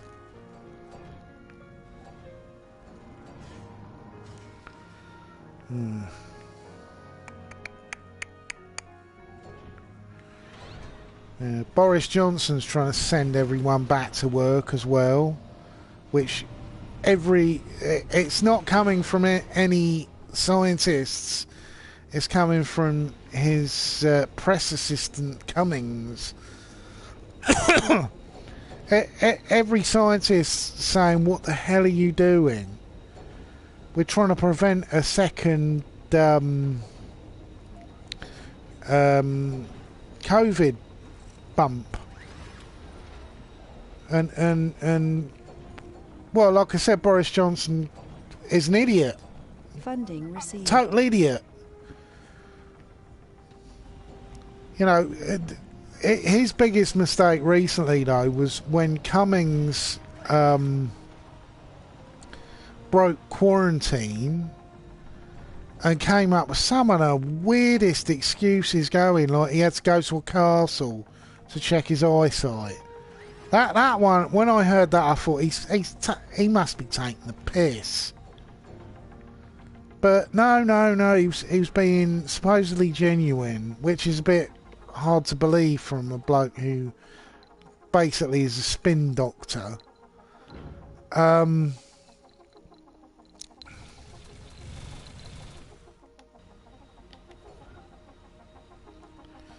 Yeah, but Boris Johnson should have basically just fired him for 6 months and let him come back. But instead, Boris Johnson, being an idiot, told all of the ministers, "Oh, we must defend him." And it basically made his whole cabinet look like a bunch of lying shits. And as for the Home Secretary, Jesus Christ. We have a delivery on the space elevator. Talk about bloody bimbo.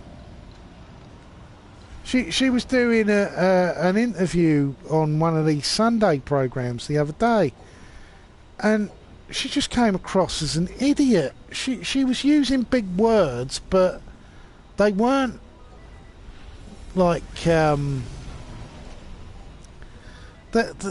she was pronouncing it all wrong. I think she was trying to say priority, and she kept saying prioritise. And it just made her look like a bloody dipshit.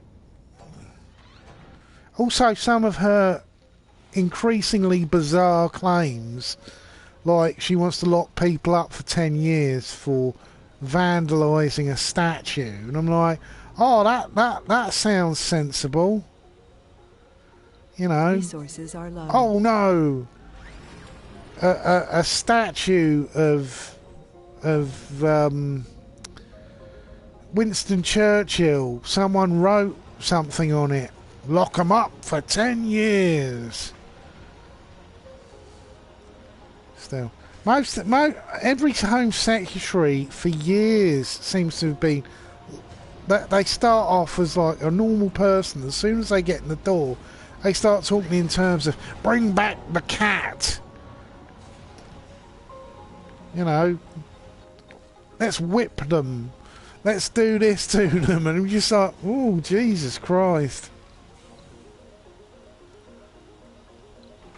Still, the funniest thing I've heard about her is that most of the people in security completely avoid her. You know, MI5 and MI6, because she's an idiot, and they don't want to talk around her because she supposedly got floppy lips and will go and sort of tell the wrong person.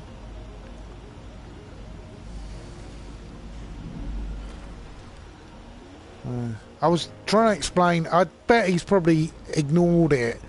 But on Parler, I was trying to explain to Carl Benjamin that you can't blame Keir Starmer and the Labour Party for the state of policing in the UK. The state of policing in the UK is basically the Tory government tried to break the police union. The police union in the UK is not as powerful as the American unions, but it's still pretty, you know, strong. because if they threatened to go on strike, it would cripple a modern country today. You know, you couldn't run the UK without police force. So every time they would go to pay negotiations, the union would say, well, we want this, this and this. If you don't give it to us, we'll go on strike. And, yeah. So the way that they thought that they could break the police union is by diluting the police force and removing people from jobs that are well paying, and then through the process, where it's a process that we use in trade union talk as natural wastage, which is where if someone does a job and they're near retirement, they won't get rid of that job till that person is at retirement age or close to retirement age, and they'll offer them a redundancy deal. Sometimes it's less than they would have got if they worked every day for those years, that because they're retiring early or they're moving on to another job or whatever. But sometimes some people just get so sick and tired of doing the same job, or the hours are too much, and they use the natural wastage program to leave that job, get a job somewhere else. And they did this with the police force, and it reduced the police numbers to record lows. I think they were the lowest police numbers since 1943, and that was during World War II, because most of the men were going overseas as soldiers. So they actually had to use what was known as the Home Guard, which were a mix of ARP wardens, who were basically old men and women, to be policemen for a period of time till, you know, all the soldiers came back after VJ Day, VE Day, all this stuff. And anyone with any brains could have told you this was a stupid thing to do. But that's the Tory party of today. They are really, really dumb. They're frighteningly dumb. And the reducing police numbers actually increased gang activity. Knife crime's gone through the roof in the UK. And if you've watched any of the Black Lives Matter riots in London, those police numbers were so small that there was some of them in, I think it was Horse Guards Parade, literally running away from the Black Bloc and BLM rioters. And I when I saw it, I said, that is all the Tory party. That is on the Tory party's head. All those broken windows, you can try and pass this off as Antifa or whatever you want. The reality is that situation is all based purely on the mismanagement of the police force by the Tory party.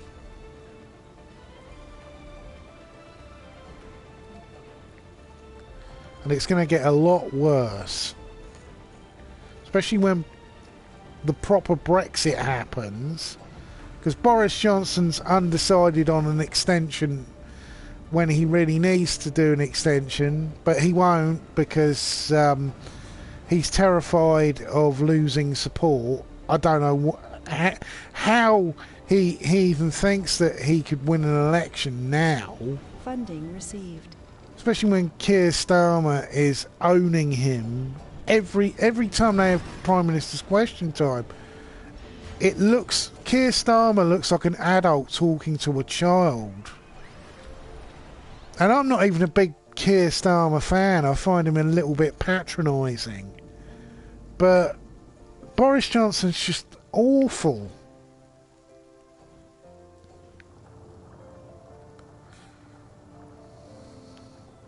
I was going to put the big old doodah on the thingy. What's it? Where is it? Here we go. Unlimited numbers of concrete. Right, I think that's the way you put it. Infinite concrete.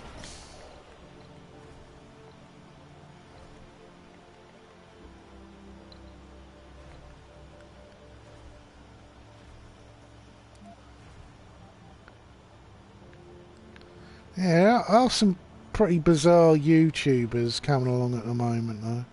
I started watching this bloke called Turkey Tom. Mainly because I was watching videos about Alex Jones, because Alex Jones was he was trending on YouTube. I thought, oh God, has he died? But no, he's still knocking around. But this Turkey Tom bloke's a bit of a weird guy. I think he's quite young. He's something to do with Keemstar. I don't know how. I don't watch a lot of Keemstar unless it's something really, really funny. Crop failure Like reported. watching Ethan Klein and Keemstar trying to outdo each other has been pretty funny. Because they're both horrible pieces of shit. Does make me laugh when Ethan Klein seems to act like he's like a liberal guy, but he just comes across as a child who doesn't know what he's talking about.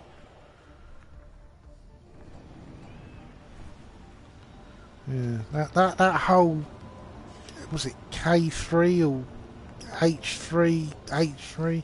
Oh, yeah, that's what it's good. H3. I tried to watch their podcast once, and I was like, oh God, this is so boring.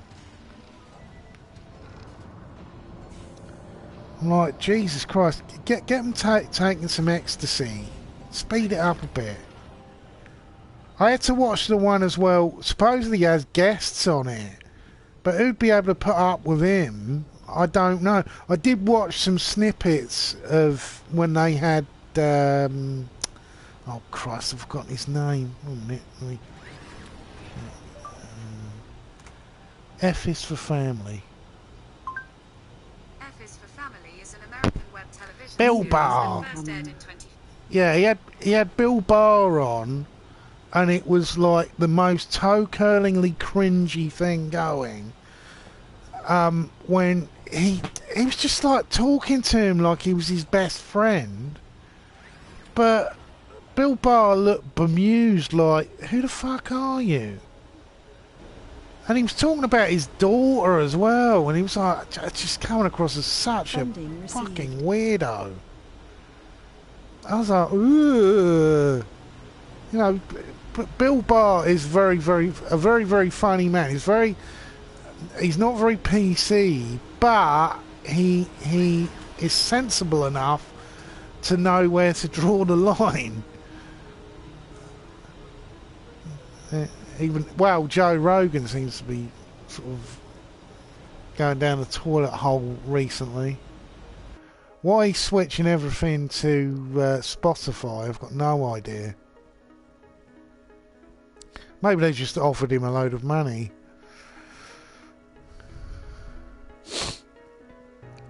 That whole intellectual dark web stuff, so funny to me. When you actually know what the dark web is, I read a whole book about the dark web and how the dark web works. And it was all about people trafficking and how it's changed over the years. A lot of the people trafficking methods used today were actually, a lot of them were that they came up with during the Cold War to get people out of places like Russia and China. And those methods are used today to get women over borders, promising them jobs to basically turn them into drug addicts, so they can turn them into sex slaves. And she's like, ugh. But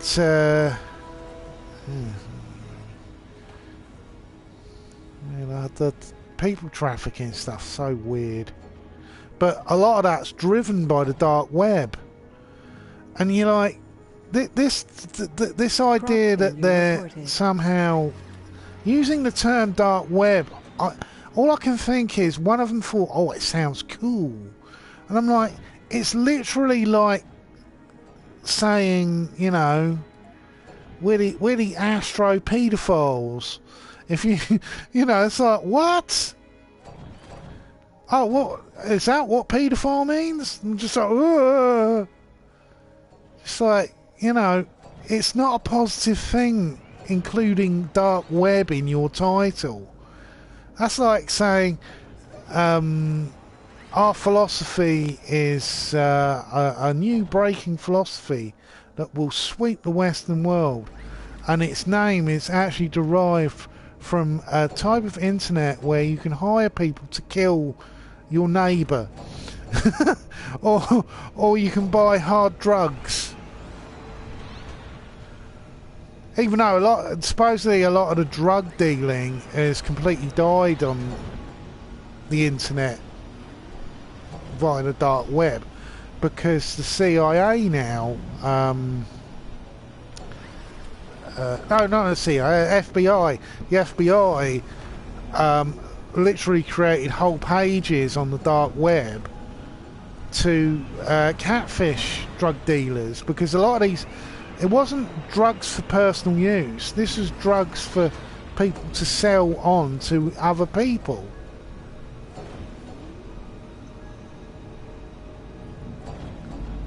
So, I think you should just legalise it all.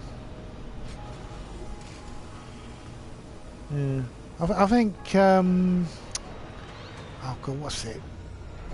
Oh, I think it's Portugal legalised all their drugs, and the reason why legalising drugs actually works is because if someone's become addicted to it, they can always go to the doctor and not worry that they're going to face any sort of criminal action if they develop, say, like an addiction to cocaine. Instead of having to go into private rehab, which is very expensive. I think there's this place called the Priory that a lot of musicians go to. It's something like $12,000 a day to stay there, which doesn't really help if you're something like basically a manager. The largest number of people supposedly who take cocaine are in the gaming industry, because they need to code, but they need to stay awake. That whole Neil Druckmann thing, when that came out, I was like, Jesus Christ. Made even worse,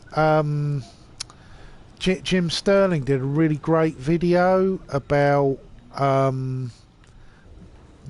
the game completely. It was like the game review, and he was pointing out how sordid and how pornographic it is. It's not pornographic sexually, it's pornographic emotionally. It makes you do things like there's a section where you have to kill a dog, and then later on you see this dog as a pet, and that's to make you feel bad because you're scum. You're a gamer and you're scum because Neil Druckmann says you are. And I'm just like, fuck off, mate. I'm like, I've watched lots of movies, I've read lots of books, not once has any of them made me complicit in the murder of an animal. It's just like, I think Neil Druckmann is a bit of a sicko, personally. You know, when you read about the stuff that was going on with people were basically, when the COVID crisis first hit, and they didn't want to stay in an office and they couldn't work from home, a lot of them were asking, well, can we have part of our bonus now before the games come out, because there's no sick pay. And I was like, how can you run a company without sick pay? And then these poor fuckers, they were having to use their savings to keep afloat. And Neil Druckmann was like, oh, well, you know, we can't do that right now and stuff like that. I was like, fuck off, mate. And supposedly there's been a lot of abuse of staff even before the coronavirus thing happened. I'm like, how can people run businesses this way? Like, the first thing a person who runs a business should be worried about isn't the shareholders. They should be worried about their employees.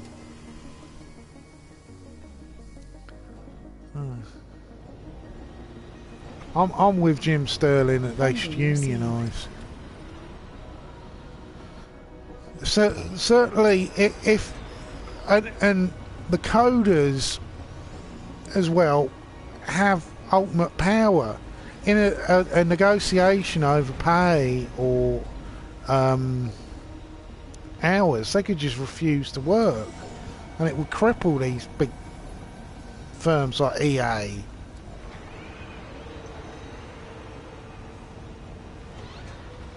Yeah, I was quite sick, and I watched a whole video about the building of LA Noire, and I didn't know anything about the background of the Australia end of when they were making the game, and it left me a bit traumatised afterwards, and I haven't really played LA Noire since.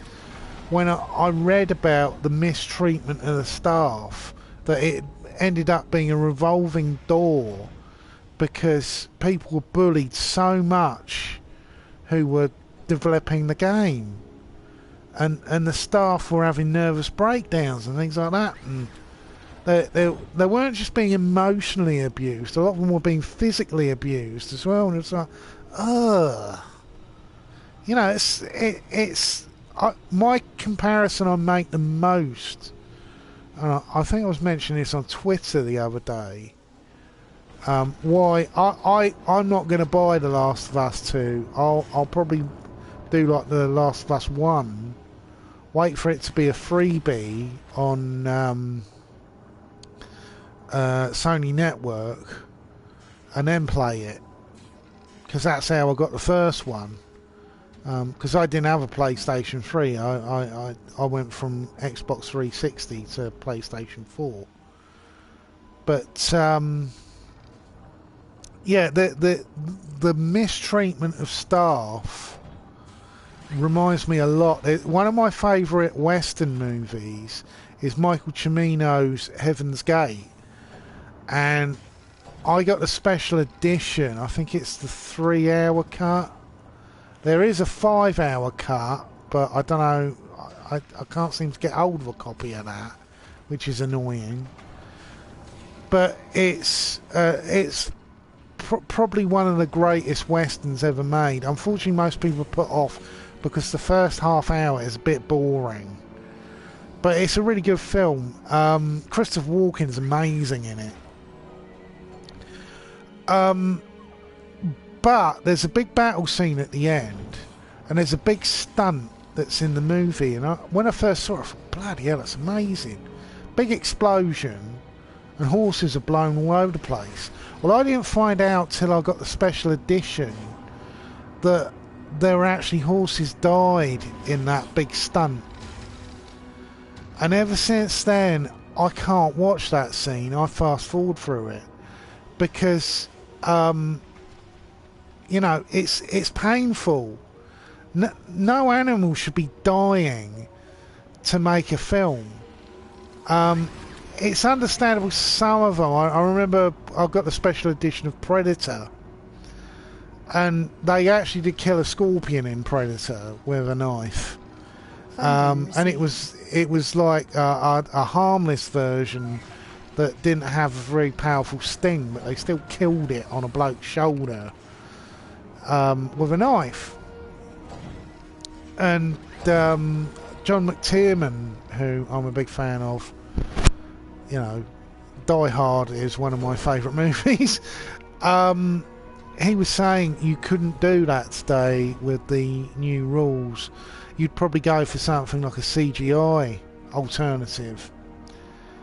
And, you know, visually I can understand why someone would go, oh, well, that's a bit petty. But then you think about it, that's a real step forward when you consider Predator made in 1987. Nowadays you couldn't kill bugs.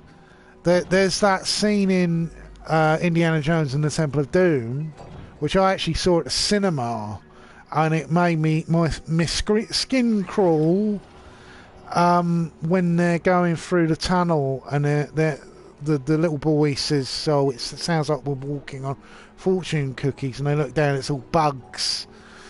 And then you've got I've forgotten her name. No, it's completely gone out of my head.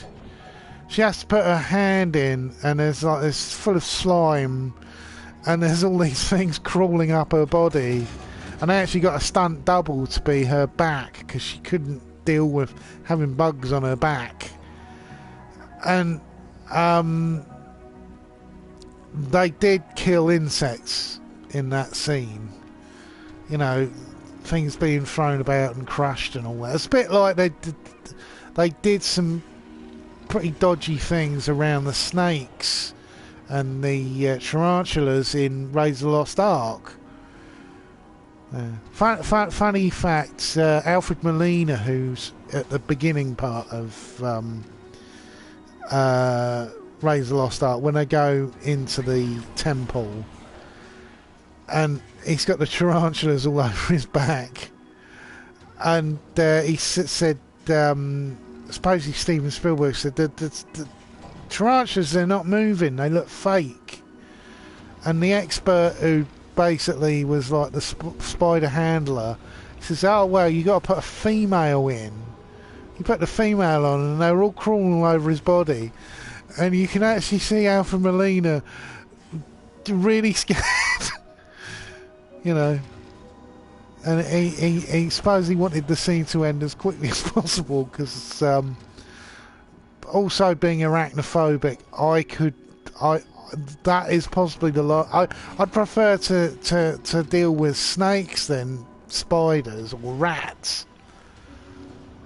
But yeah, the whole PETA thing, you know, animal rights and all that.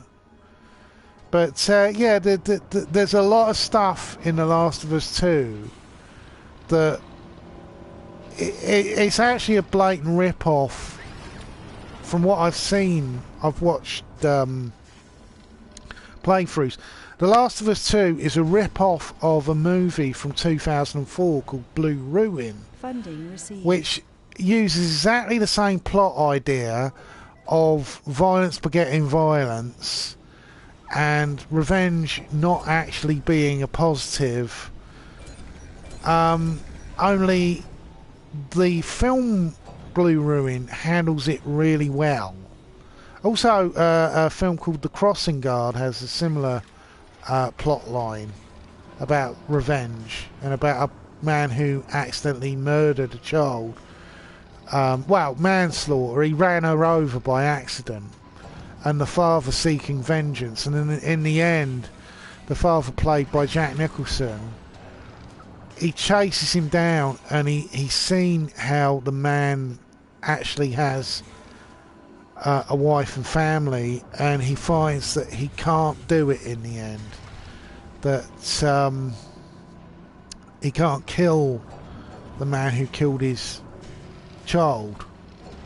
And it's a very emotional, powerful movie. But the way The Last of Us 2 has done it, completely cockeyed, completely just...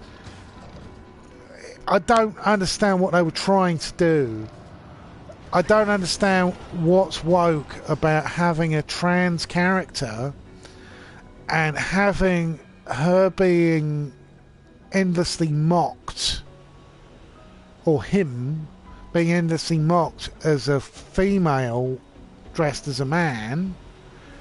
I don't understand what the point of including these characters is, and why you create a game dynamic where you can kill everyone, and you should feel really bad about that.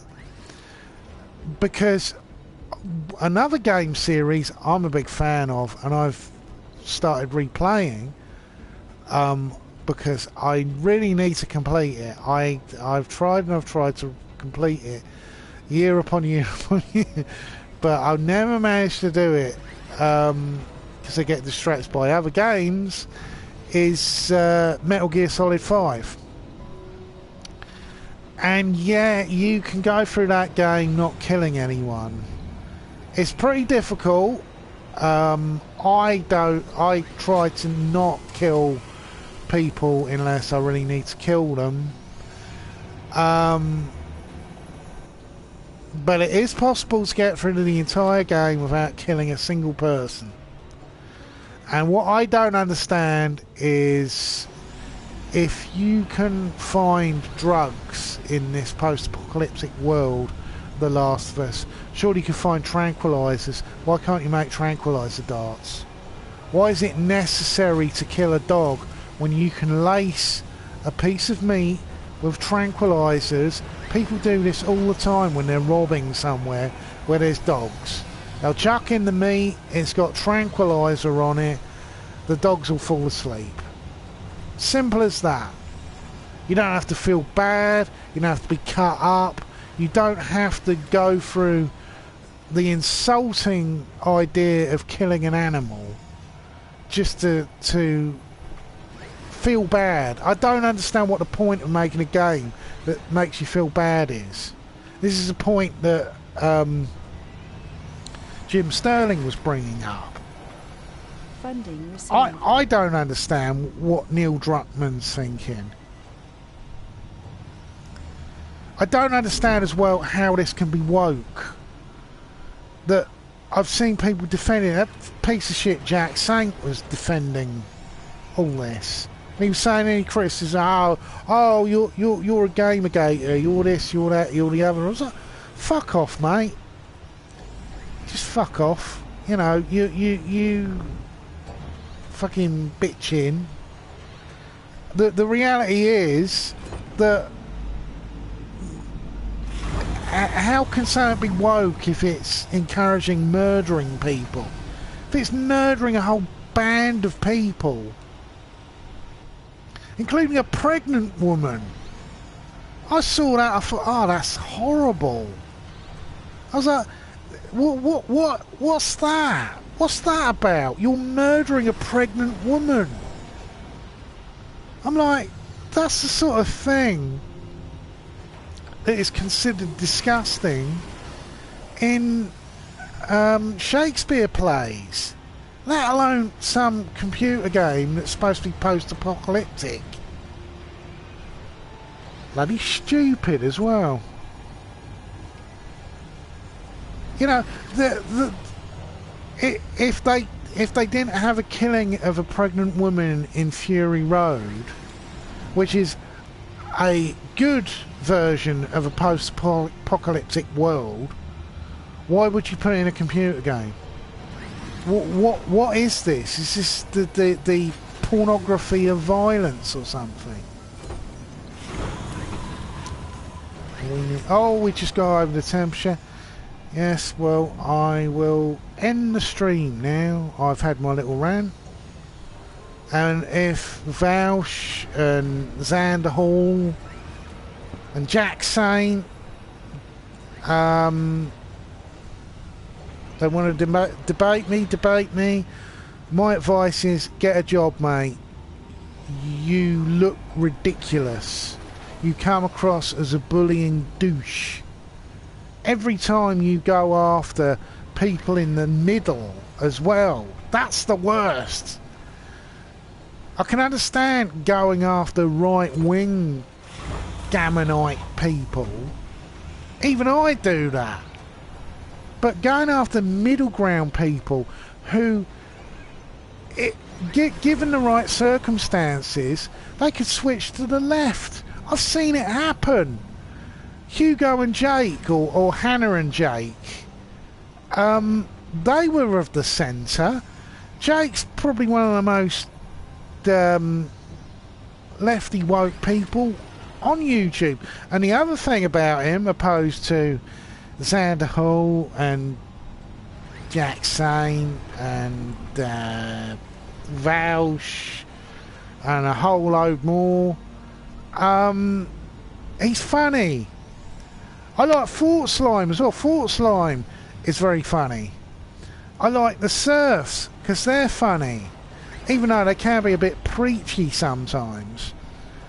But they've got humour and they sell their politics a lot better than the constant, oh, you're a piece of shit, oh, you're this type attitude that I'm seeing a lot of these. Well, I don't even consider them left-wingers, personally. I don't think Vaush's a left-winger. I think he's LARPing as a left-winger. He talks the talk, but he don't walk the walk. Get a job, mate. 2 nights a week. Do something like cleaning floors. Meet those people who you keep going on and on about. All the immigrants and the immigrant judgments and all that. Actually talk to immigrants, because I think you'll be surprised. Not all immigrants are lefty woke people. I've spoken to Pakistanis who are genocidal in their views. I've spoken to Africans who have told me if I was in their country of Uganda, I'd be burnt on the stake as a witch because I'm bisexual. You know, you need an education. You need what my Uncle Jack would say is a lesson in life. And it would probably make you better YouTubers as well. You know, all the hot takes from people like Sargon of Akkad. The reason why his hot takes never impressed me is the bloke hasn't been in the working world since 2012. That's when he became a full-time YouTuber. And before that he was an office boy. This is why when he came out with shit like when he was talking, I think he was talking to Christy Winters, and he said that shitty jobs, those people are noble. I'm like, dude, have you ever had to put your hand in a urinal and scoop out someone's diarrhea with a glove on and then put it into a bucket? The nobility of hard graft work isn't all it's cracked up to be. I wish my job could be replaced by a robot. A robot that doesn't mind having to put their hand down a fucking toilet. I think the worst one's when I have to put my hand in a toilet and collect used condoms, because people stick them in toilets. And what happens is they clog up in the bottom of the pan. I have to drain the water out, stick my hand down there and pull out like 50 fucking condoms all bunched together and hope that nothing is still contained therein. Anyway, on that pleasant image in your mind, I will now end the stream. Tippy ho!